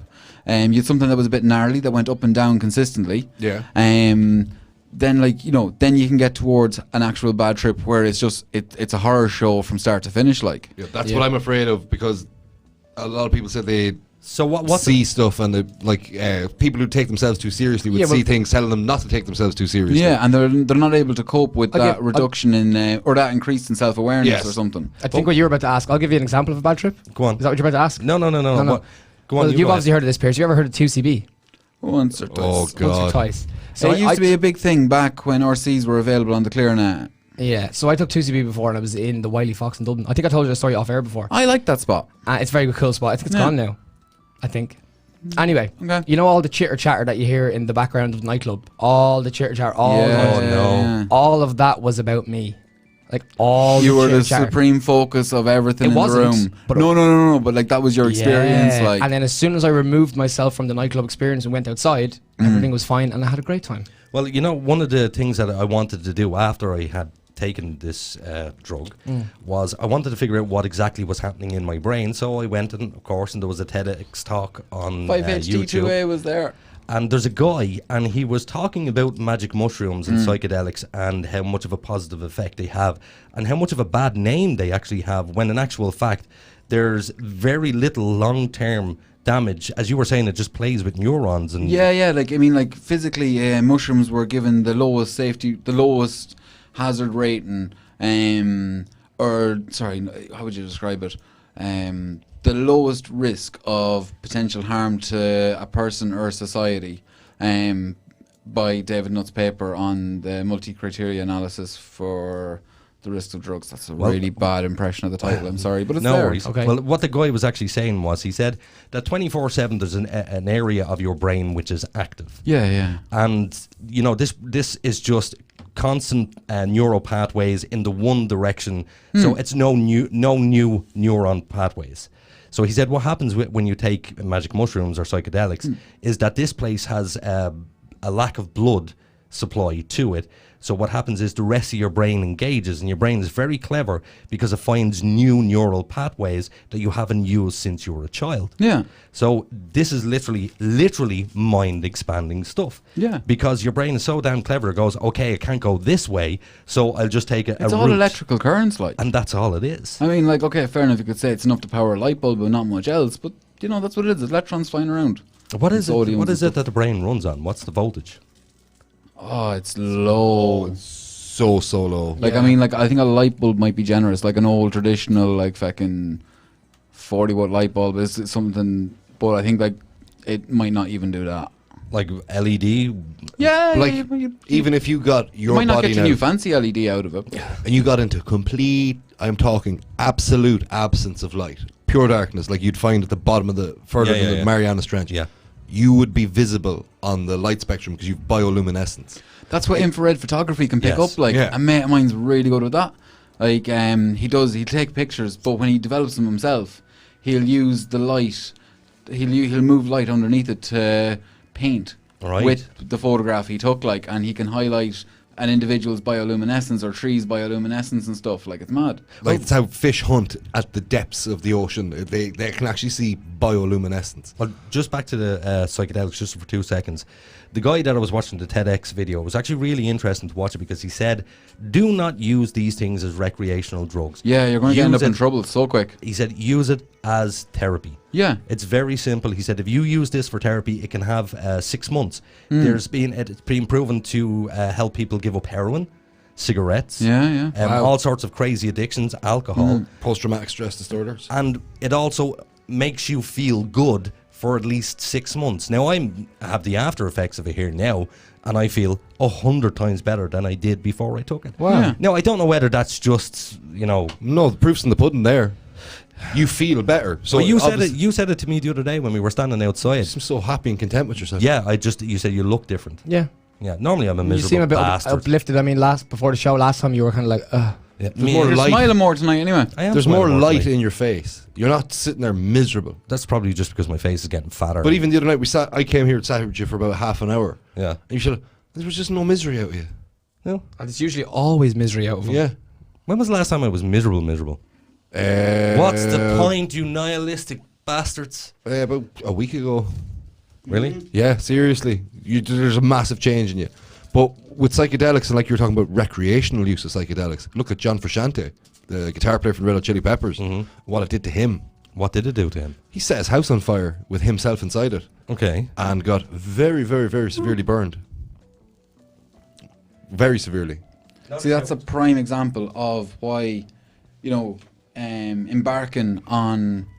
That's a prime example of why embarking on like individual therapeutic practices with no grounding or sitter or anything else. I was just about to bring up the whole point of that's why we had shamans. Back when people were doing this before they knew what they were doing. Like the likes of ayahuasca. The shaman, the guide you, yeah. Like they were there to mind you, to stop you from hurting yourself or others while you were experiencing this internal trip. Yeah. Like Aiden really could have used a shaman there to stop himself burning his arm. Yeah, absolutely. Or even Don't just look at me. Even just I'm like not a your trip shaman. sitter, like someone sober, ideally. The designated driver of the evening. Absolutely. Someone just to be there, keep an eye, check in on people, and just kind of like do the thing. But at the same time, this doesn't completely fill the void of having a trained therapist in the room. Someone that you've done a couple of sessions with beforehand to explain what difficulties you're having or what you want to explore, to go through that experience with you and listen to you. And see, is this experience what you need? Yeah. Yeah, but could that not get annoying? Because I know that if I was in a room with a therapist and they were trying to ask me questions about my youth and all that kind of crap. It's not going to be that kind of therapy. It's going to be more open-ended, where they invite you to speak. Like, I don't know how much talk therapy you've done. A lot. From my own experience, I find that they sit there and they want you to speak. If they're speaking, it's a lost effort to them, because they're not getting you to explore why you're in that room. I've done 16 psychotherapy sessions. And it wasn't until the 4th or 5th I realised that you're just talking to them. Yeah. But you're talking to yourself. 100%. And that's the whole core of the therapy. And they don't tell you that. You have to figure it out on your own. Do you think that therapy is oversold? Yes. I think that there's too many people in therapy in this country. It's kind of like a fad. To be honest, I don't think there's enough of it. I don't Really? think there's, and I think therapy should be freely available in the same way. If you're in a third level institution, they will have a team of trained fucking counsellors, psychologists, all that stuff there for anyone that goes into difficulty while in that environment. You know why? Yeah, but people are because you're using going to that. be a future resource. Yeah. And they're going to look after future resources. Exactly, but I don't think that's fair. Yeah, but do you not think that everyone has potential, and it's not fair to ring fence it into such places? But that's the way it is done. It's Do ring you not fenced. think I know, that I people know. are abusing it? So in other words, you have people... Oh yeah, but I want an extension on my exam. Can you just sort us out with a letter there, please? Yeah. Well, I'm a if bit you- wrecked from exactly. taking And speed. what's happening is there's people who have very minor problems in their lives. And milk them. And they milk them, but it's also a case that the therapist says, yeah, you've major problems in your life, when it's not, it's minor, rather than saying to them, get your finger out of your ass, do what you're supposed to do, This and is live the your problem life. with any therapy worth getting in this But country the is impact- private, and They're getting paid. They want to keep you coming in week after week, and that's what I came to the realization of. What my therapy was, I was past my therapist, and I was still That's seeing the them. point you have to get to. You have to get to the point where you're past it. But But a lot of people don't get that it's leg up. something on Aiden's point there now, and it's after gone for me. Sorry, it's a bit late. It's past me bedtime. It's okay. Yeah, I think what I was saying there was, it's, what the hell did I just say? Who knows? God only knows. About It's the in the therapist. ether. Taking advantage of it. There's too many people doing it. Oh yeah. That problems are subjective, and the impact of problems is also subjective. So you could say that like. But we've lowered the bar on subjectivity. Oh yeah, yes. but like that's based on the way a person lives in society. So you could say someone who has everything in the world going for them, and they lose a wallet or they lose a handbag, and it has no great impact on their lives beyond losing that object, and it's the hugest tragedy. Yeah, victimhood. Like. Yeah, but like to them, that's their real experience, do you know? And like the rest of society can kind of go but like society need to say to them, lads, cop the fuck on. Yeah, and therapy can do that. They don't. They play into it so much. Have you seen the Trump supporters? Not supporters. The girl, the girl who literally after Trump was elected dropped to her knees and went no, and screamed like a lunatic for about 20 minutes. That's her universe. That's her whole experience. And this is my point, because we're playing up to these people, and every little thing. But can you not say that like her emotional expression at that point resonated with other people in her community? I'm pretty sure it did. But still, it was an overreaction on her behalf. Yes. And she needs to be told, you know, there are much bigger problems out there. Go live in Africa. You know, go live in a third world country. American doesn't even have to do that. Free healthcare is kind of a big deal. How do you mean? Access to free healthcare. Like something universal healthcare, like what we have all over Europe here. Okay. Like, that's kind of sweet. It doesn't work here. It doesn't work, but it's an awful lot better than having a staff on bankruptcy. To have insurance. Yeah, but sorry, I failed to see how you're tying this in with the conversation. What are you talking about? To that person, because that's what they were their whole Democratic party was. Their notion of a Republican getting in is further privatization, more expense on the individual. Okay. And having someone that is like, you know, huge businessman, massive towers with his name on them and stuff, getting into power is kind of going, this isn't going to go good. Okay, well, I'll tell you what, that's probably a poor example that I gave. And now we're in a pandemic. I'll give you a better example. A friend of mine about 4 or 5 weeks ago rang me up and he said to me, I'm only home from work and my broadband's not working. And I went, okay. And plug it out and plug it back in again. He did, yeah. I walked him through the steps. And all I could hear in the background was bang, bang, bang, bang, bang, bang. I was like, what the hell is that? He said, I'm stabbing the table, I'm so angry. He was stabbing the table with a knife. Over the internet, the loss of his internet connection. Now, a night without Netflix and he's stabbing the table. Yes, there's something more there. And this is my thing. So what's happening is we have a generation of people who, just because their internet go down, you know, become school shooters. This is the problem. They have one little hiccup in their life and they go nuts. Now, to be fair, like the whole thing of school shooting, like there's much more than that, because you have this. I was being flippant with that. Oh, cool, grand. Sorry, I didn't. The media have a lot to answer for in that one by glorifying school shooters. It's also even like I had a headline last Thursday, I think it was. Yeah. New Zealand did it really well. Sorry, it was about. No, you're fine. It was about a couch. So. Oh, you're all right. Go on ahead. Go on. No, just saying, like New Zealand had a really good response to that, where the Prime Minister there was just, you know, his name will never be mentioned as a blanket rule. It'll never be mentioned in Parliament or anywhere else. Yeah. Like, just kill them. Yeah. What's that Harry Potter thing? The name that's He who should not be named. What is that? Voldemort. Yeah, but no, but that's still an elevation. That's Right. still, you know, he who should not be named. You know, like, there's an elevation in that. There's a platform in it compared to he shall never be named. It all came out of that Columbine shooting in America, and they sensationalized it, and then all these disaffected young men saying, well, that's what I'm going to do. They did the same with that pilot that locked the other pilot out and the Gold Wings. Yeah. It was a Gold Wings at the airline. Yeah. Yeah. That was the German guy. Yeah. Side of the mountain. Boof. Yeah. Yeah. And they did the same thing with we will no, never and what mention was him again. what was wrong with him? What was wrong with that guy? Was he bipolar, clinical depression or something? I don't think he was bipolar. He'd never been a pilot if he was diagnosed. It was a breakdown of a relationship, wasn't it? It was something stupid. That's all I can remember. There's a lack of support. So I can't say that I know all the facts, but what I do know is it wasn't an excuse to get a plane full of people and smash it into the side of the mountain. And this is where I'm going with this. Is there ever an excuse for something like that? No. But these small excuses that people are coming up with, and they're saying, my life is so terrible, boo-hoo for me, Donald Trump is president, I'm going to shoot everybody. it's gone fucking ridiculous. Yeah, but the media has to be blamed for that, for their just polarization of issues. Yes, but I mean, people have to take personal responsibility. They do, but it's gotten to the point where they're being indoctrinated cradle to grave. But how fucking gullible do you need to be to drop to your knees? No, you just need to live in a place where you're bombarded by this polarization. Societal conditioning. Yeah. Yeah, but I mean, I'm bombarded with polarization in this country. Yes, we are. But your life experiences, all your life experiences before you consume that piece of media would lead you to your opinion and conclusion that this is something you shouldn't do. Something I shouldn't listen to. Yeah, but these people haven't been educated the way you have. Oh, actually, here's a bit of a side note. I was called a white supremacist on YouTube. You were. Yeah, but not. You can call anybody anything. That's the way. Without any context. Any context. This prick comes along. So there was a video on YouTube that I put a comment on, and it was a black guy who was talking about slavery, and you know, he was just literally banging on about white supremacists and everybody's a white supremacist. And I was like, dude, not everyone is a white supremacist. Oh, therefore you're a white supremacist for defending. And I just kind of defended that all white people are not like that. And of course, people just, I mean, I'll show you the list later on. So many people come along saying you're a prick, you're a white supremacist, you're a piece of shit, so on and so forth. But I did then tell a lie and shut him up. Are you married to a black chick? Yeah. Yeah. That's what I said. Yeah. I said I was married to a black chick. But the problem is that's because people now attack people ad hominem. They don't attack the argument. They attack you like the that person. word now, don't you? It opened up like a channel in my brain where it just like, am I attacking the argument or am I attacking the person? Yes, and that's what it does. Once you understand the word, then you can realize I'm attacking the person and not the argument, which is a stupid thing to do. Like with Donald Trump, if you listen to anything he's done, you look at all his policies, the guy's getting a Nobel Peace Prize for a reason. He's the first US president to not start a war.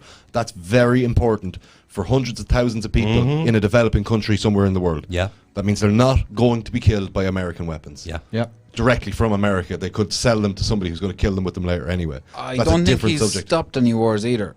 No, he's not. No, he's stopped that, reduced but- the amount of troops they have in Iraq. He's openly said Iraq was a mistake. We should have never been there. They the US and Israel have single-handedly destabilized the Middle East. And that's just a word, destabilize. But what it means is millions of people are not going to get to live their best lives. Yeah, 100%. And when you see children in a refugee camp in Syria and you have a 6-year-old girl with her 2-year-old sister in a cardboard box and she has to put her in a cardboard box so she can't scuttle away while she tries to find food for them. You see all the stuff.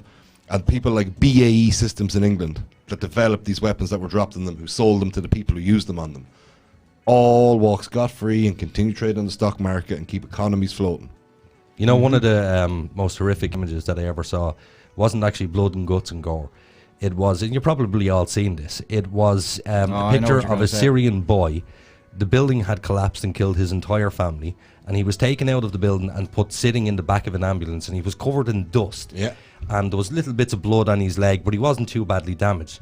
But he never opened his mouth. He never cried out loud. Yeah. He sat there in so much shock with one single tear rolling down his face, and the tear was washing away the dust on his face. Yeah, I've seen it. When I saw that video, I was like, that poor kid is going to grow up hating the West. Oh yeah, because his family were destroyed. They already hated the West. What you're doing there is you're radicalizing people. Yeah, that's the kind of sort of kid that does get radicalized, 100%. What's that word, Nathan? Radicalized. There you I go. messed it up. Yeah, there you it's go. Okay. But it was just one of those, and that kid who was on the beach as well, where the photographers actually posed his body in a more sympathetic position. Yep.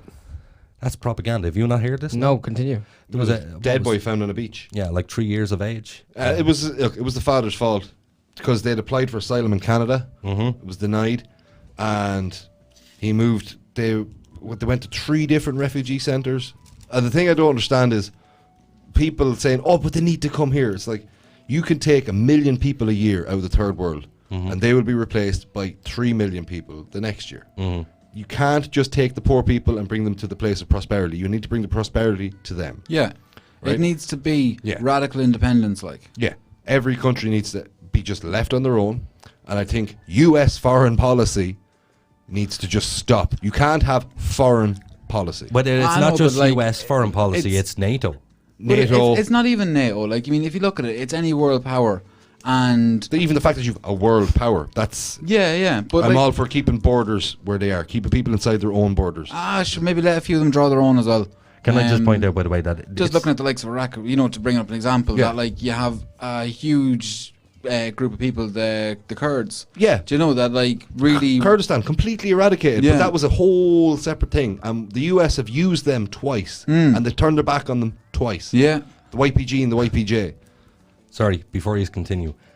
Poor Nathan is sitting over there when he hears, like, NATO and you have no idea what we're talking It's about. okay, I got my bit in the first NATO's half. the North He's the most Atlantic Treaty unpolitical Organization. person you will ever meet in your entire doesn't life. interest me. What have the lads been talking about there? I was rolling a fag, couldn't tell you. Not a bleeding ocean. What But we're it doesn't talking interest about me. is how shit it is that countries can go and decide the fate of other countries. I agree. All the way across the world. You've countries like America, the highest military tech, attacking people with the least military tech. Yeah, do you know what I only found out this week? What's the thing that Trump gets brought with him everywhere? The special briefcase. The football. Yes. Yeah. Like that's how unpolitical educated. What does NATO stand politically for? educated North I am. Atlantic Treaty Organization. That's the one, yeah. I only Which found was- out this week about that. Which was created after World War II? Yes.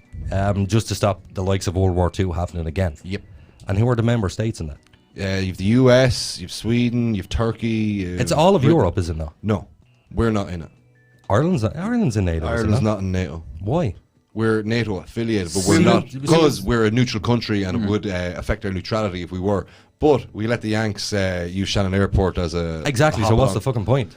It's a special concession that was given to them. They transfer prisoners and everything. The Shannon. whole reason we stay neutral is we don't know what they bring through. Yeah. Yeah, but I mean, ignorance isn't an excuse. And And we're not not to- ignorant. That's the fact. We know what's happening. We don't. Yes, we do. There's no official briefing on it. Yeah, we know. 2 years ago, 7 US soldiers were arrested by the Irish Army for leaving Shannon in their uniforms in a US vehicle with their With guns, weapons. With their weapons, and Yeah. they were all arrested, and 3 of them were court-martialed over it. No way. Yep. As in they were trying to leave Shannon to come into Ireland They want to go down to the deli and get rolls and a drink. with their weapons. Well, they had all their gear. They're US. They'll never. They give always their have guns. their gear on. They always have the gear on, and a US soldier will never give his gun over unless someone holds the gun up and says you have to give that gun over Yeah. and explain their rights. Well, they obviously had no, like, armory or anything like that within their plane or whatever to the park their It's stuff in, just so they're they have just the personal so used to responsibility doing it. for their weapon. Like. They're just so used to doing it wherever they go. But I'm they not didn't really, realize like, that in pro Ireland. carrying guns anywhere, like, in general at all, but... I'm completely against armed Gardaí walking around open carrying. Agree. There's no need for it. Like, There's no need for it. You don't have firemen walking around with hoses under their arms everywhere they go. Why do the guards have their guns? Would it not be more of an axe? Is there? No, but you know what I mean. You it's a tool. Yeah, I know exactly what you're saying. I'm just being facetious. Yeah, but you know, like it's like when you're in a filling station and you're queuing up to buy your food, and the guy in front of you is in plain clothes, and he leans back for his wallet, and you see a Glock 32 sitting on his hip. Yeah. You're like, that guy's a gun, and I You don't. know a lot about guns. Well, you could see it written on a Glock. And Okay. Just by the way the magazine, it was a Glock 32. Yeah. I actually got pulled by 2 armed guard early on. But you know what I mean? Why is there armed guards just standing at the side of the road in Ireland? Yeah, I have no idea because we were 15 minutes late to work because of them. Well, with neutrality. No, but there is a reason. I mean, there is people in Ireland that have guns. There is, right? Yeah. But why do they have to be on show? Would it not be a better tactic to have those guys standing over to the side of the checkpoint with their Yeah. guns hidden away? Because I've been. I guess after, like, murders of Adrian Donahue and other Gardaí, that, you know, they want to be seen as a force. Engage in a criminal mindset for 2 seconds. We're driving along in our BMW, loads of cocaine in the boot. I have a gun, he's a gun. We're driving up and we see armed Gardaí at a checkpoint. We're going to hit that accelerator and get the F out of there as quick as we can. We're going to get away from this threat. You're definitely not going to slow down and roll down your window. No. So if you can't see the guys with guns, you immediately think, right, well, we've guns and they don't. We'll stop down, and if they do it, we can pull a gun out. At least then somebody's, like, tactically, it just makes more sense to have your asset hidden. Yeah. So the element of surprise is everything. So when they pull out their gun and then 4 MP5s are drawn and fired upon them. But they do have, like, some assets hidden. They don't bring everything out on show, but at the same time, they do just have, like, in response to It's a the show of force to threaten the public. It's due to an increase in public crime and violent crime. They're just creating more awareness of, like, look, we're here, we're everywhere. Right. Question about neutrality. Go on. Are we the only country in the world? No. So who is neutral? There's loads of countries that are Give us an example. Switzerland. Burkina Faso. Switzerland. Switzerland are neutral. Yeah, Are you yeah. sure? They mind the money. Yeah. Huh. And you will never invade Switzerland, man. They're so well prepped. Yeah. So why do we try and retain our neutrality so damn desperately? So Because that the we've never likes- been an attacking force, and we're not going to be. That's why it's called the Irish Defence Forces. Yeah. Because we defend. Yeah. We defend, and we only defend. It's only for the purposes of defense. It's invasionary forces that are armies. In fairness, you know, if we had an army and something did, like a proper army, even if something did happen and this country was invaded, we don't stand a chance. We do. No, we don't. We do. Dude, I was in the army. Yes. I know exactly what goes on in there. Yeah. They are shit. Yes, We but have there's also a terrible phrase army. about the Irish Army, and again, it comes back to lions led by lambs. Dude, do you know people in the army? Yes, I do. I know an awful lot of people who have joined the army very recently, and it's a lot of skinny, good-looking guys with their slicked back hair and their skinny jeans. Yep. It's not the army you used to know. I mean, like, there's only 7,300 men in the Irish Army. Yes. That's it. That's nothing. And you know, what did we do? We 9,000 in stupidly reserve. closed down the barracks around the country and tried to centralise it. Who the fuck centralises an army? So we just have to bomb one place to It should cover be it? everywhere. Yeah. Stupid. Yeah, it is. Yeah, but But there's then assets again, you've hidden Costa everywhere. Rica that abolished their army. Okay, and what happened over there since then? They basically said, look, it'd be bad for them to invade us if no army. So they just have a national guard. And were they ever... Not since, no. But like, I think America might have a bit of a presence there. And the cartels kind of run the show. But, Yeah. we are protected by NATO, are we not? We are. If anything happens in we Europe, can ask we've- for their assistance. Because technically we're an ally of the States. And No, if you attack... we're not an ally of the States. We are in what's called the Nordic Battle Group. According to Trump, I only listened to an interview of him last night that they are an ally of Irish people. No, they're not. If they're an ally of Irish people, they would have got the SAS out of Ireland in the 70s, 80s and 90s. That's debatable. It's not debatable. It The is. SAS operated It's in this very country debatable. covertly, kidnapped people from the Midlands and killed them. Yeah, Yeah, but it's still debatable whether they should have came over for that or not. Just they because nearly there's did. terrorist activity in a country doesn't mean that they couldn't come over. It's Jack when we go Lynch. to war. It's when we go to war. Jack Lynch That mobilised wasn't Irish war. troops to the Northern Ireland border with the hopes of invading the north of I Ireland. know, but we were not at war. The British Army deployed 2 Harrier jump jets. Yeah. They did what's called a buzz. They buzzed Irish assets at the border, and they stopped and said, no, we're Actually- going to lose all our men to these 2 jets. Did you hear about the Russian plane that was caught over Donegal Yes. about 3-4 months ago? Yes, and the Russian subs that were off the coast of Donegal all What last in year. the name of Jesus? Actually, there's a very terrifying That's the thought. Russians rattling the saber with the English going. That's what it is. Yes, it look, is. Look where we are. Look where we can get to. But what a terrifying thought that there's so many submarines, both US and Russian submarines, all around the oceans. Like, we think there's only a handful of them. Nah. There's literally hundreds of these things with nukes on board. Yep. And they're powered by nukes. And Yeah, they're nuclear powered by powered, yeah. fucking nukes. And you don't hear many of them going bad. Even in the Falklands War, the British deployed their submarines ahead of their task force. They located all their assets, and they sank one aircraft carrier. The Argentinians only had 2 aircraft carriers, and the British sank one of them outside of the 200-mile exclusion zone. Right. And they'd have special sittings in Parliament to say, right, well, we're attacking them in international waters. What was the name of the submarine, the Russian submarine that sank, and the guys were down there for a long time? Not U-571, it was... The Cork or the Kursk. Kursk. Yes. Is it the Kursk? Kursk. Yeah, that was an interesting story. Didn't eventually, it wasn't the Russians who brought that up. Am I wrong in saying that? No, it was... The Russians said mind your own business to the rest of the world because they were clearly hiding something. But then eventually they had to ask for help, and I can't remember the details of the story. See, it wasn't an official ask for help. It was the guys in the sub asked for help. Yeah. They were told not to ask for help. Yeah. Right. Didn't the Russians claim that it collided with a NATO submarine? Yeah. That's what they ended up claiming. They It claimed was it sank by depth charges. They claimed it what? That it collided with a NATO submarine. No, it was sank by depth Yeah, charges. but that's what the Russians claimed here. It just says. You said that as if you knew it, and it turns out you're fucking reading it. Well, that's my job. At least he's trying. He's trying something. You know, Yeah, we're a little bit over. I couldn't time. get a word in edgeways tonight. We are over time. Yeah, we're well over time, but now we have to wait for Pierce to come back in to say goodbye to him. We can keep going. Don't worry. That's just another few minutes on it. But it was awful with the curse. There was that mother who stood up in that press conference and was giving out about her son who went down on it, and some guy just stood up beside her and gave her some sort of a sedative, just injected her with it. Do you not remember that? On camera? On camera. Whatever happens He to any... stood up, injected her, and she just fell back.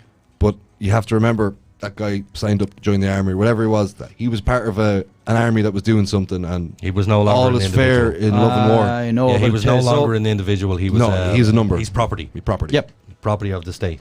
Basically, I remember when I joined the army, the very first thing that they said to us, Signed your life away. We own you you signed now. your life away. They actually say to you, if we tell you to jump off a cliff, these You were have to their do it. words. you jump off that cliff. And I remember standing there thinking to myself, if you tell me to jump off a cliff, you're getting pushed off that fucking cliff. It's one of the first tests in special forces they do. They did it on that TV show. They'll stand you up on a cliff and make you just lean backwards and do the leap of faith. And if you hesitate, gone. And who was that? Irish special forces do it, because you have to remember, for a neutral country, our special forces are some of the best trained in the world. Because the Ranger Wing. The Ranger Wing, yes. Yeah, the Ranger Wing has won so many. There's the Ranger medals. Wing, but then there's the wing within the Ranger Wing that nobody talks about. And they go off and they train with the SAS, they train with the Germans. Did you see the advert for the Rangers? They ran an advert on RTE. Yes. And I have to say, they made them look fucking awesome. But I know somebody in the Ranger Wing, and they were like, that's bullshit. This is all lies. But they put a guy speaking Irish over the entire commercial. By the way, does Pierce know the number to get back in? Might not. No. Anyway. Do you want to open the door there? Oh, is he out there? Yeah. All right. Yeah, just in case he wants to get back in because he doesn't know the code to the door. We have a lock on the studio here. We're all very secure But here. they have secured kills in, where were they? Why would they be killing people? Chad. We're a neutral country. Well, they had to go in and eradicate threats to Irish peace enforcement forces before they arrived. Well, that's not defence then, is it? No, but peace enforcement for the UN, for the United Nations, isn't the same as peace enforcement for NATO. Then that means that we're not neutral. No, but if we're used as a force to go in and take care of a problem before it actually becomes a problem to us, then we're an army. A problem. A problem. Yeah, Yes. but it's still in the name of what they were doing for their mission. They had to kill people. Not in the name of defence.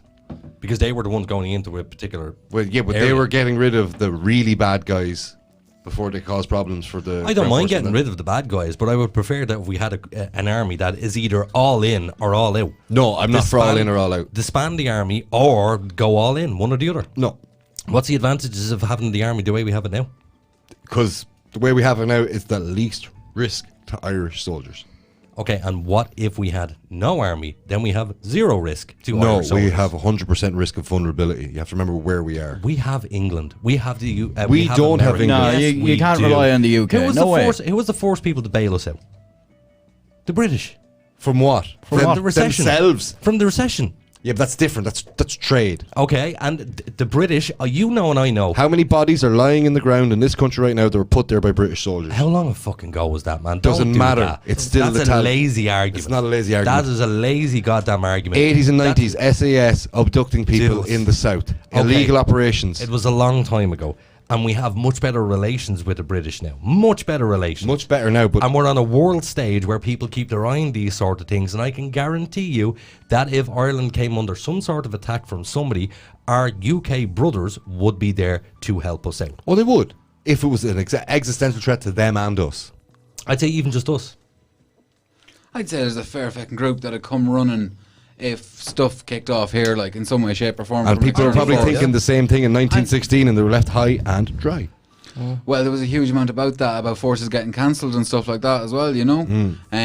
Wasn't the what's that place? The battery up in Dublin. That Collins. No. There was the magazine fort. That's Yes. what it's called. That was meant to go up, but sure, didn't a lad go to the races that day, so they couldn't get the key. Yeah. Madness. Yeah. There's loads of crazy stories about that. The lads, we're going way over time. It's 20 minutes past 12. Lads, it's been an absolute pleasure to see So, you. as usual, I'd like to thank everyone tonight. I'd like to thank Pete, first of all, who came on, the ex-Scientologist. Yeah, Pete was Griffith. Yeah, he was really good. Griffith, he was awesome. I would also like to thank Pierce for coming into the studio and talking his talk with us. Cheers for having me back, lads. Delighted to be here. Absolute pleasure. He'll be back again. He will be back at some stage. I would like to thank Mr. Ed Harris for his late arrival and his non-contribution to the show this evening. Yeah, anytime. No problem. Mr. Lynham, thank you very much. Thank you as always. And Mr. Quinlan, thank you very much.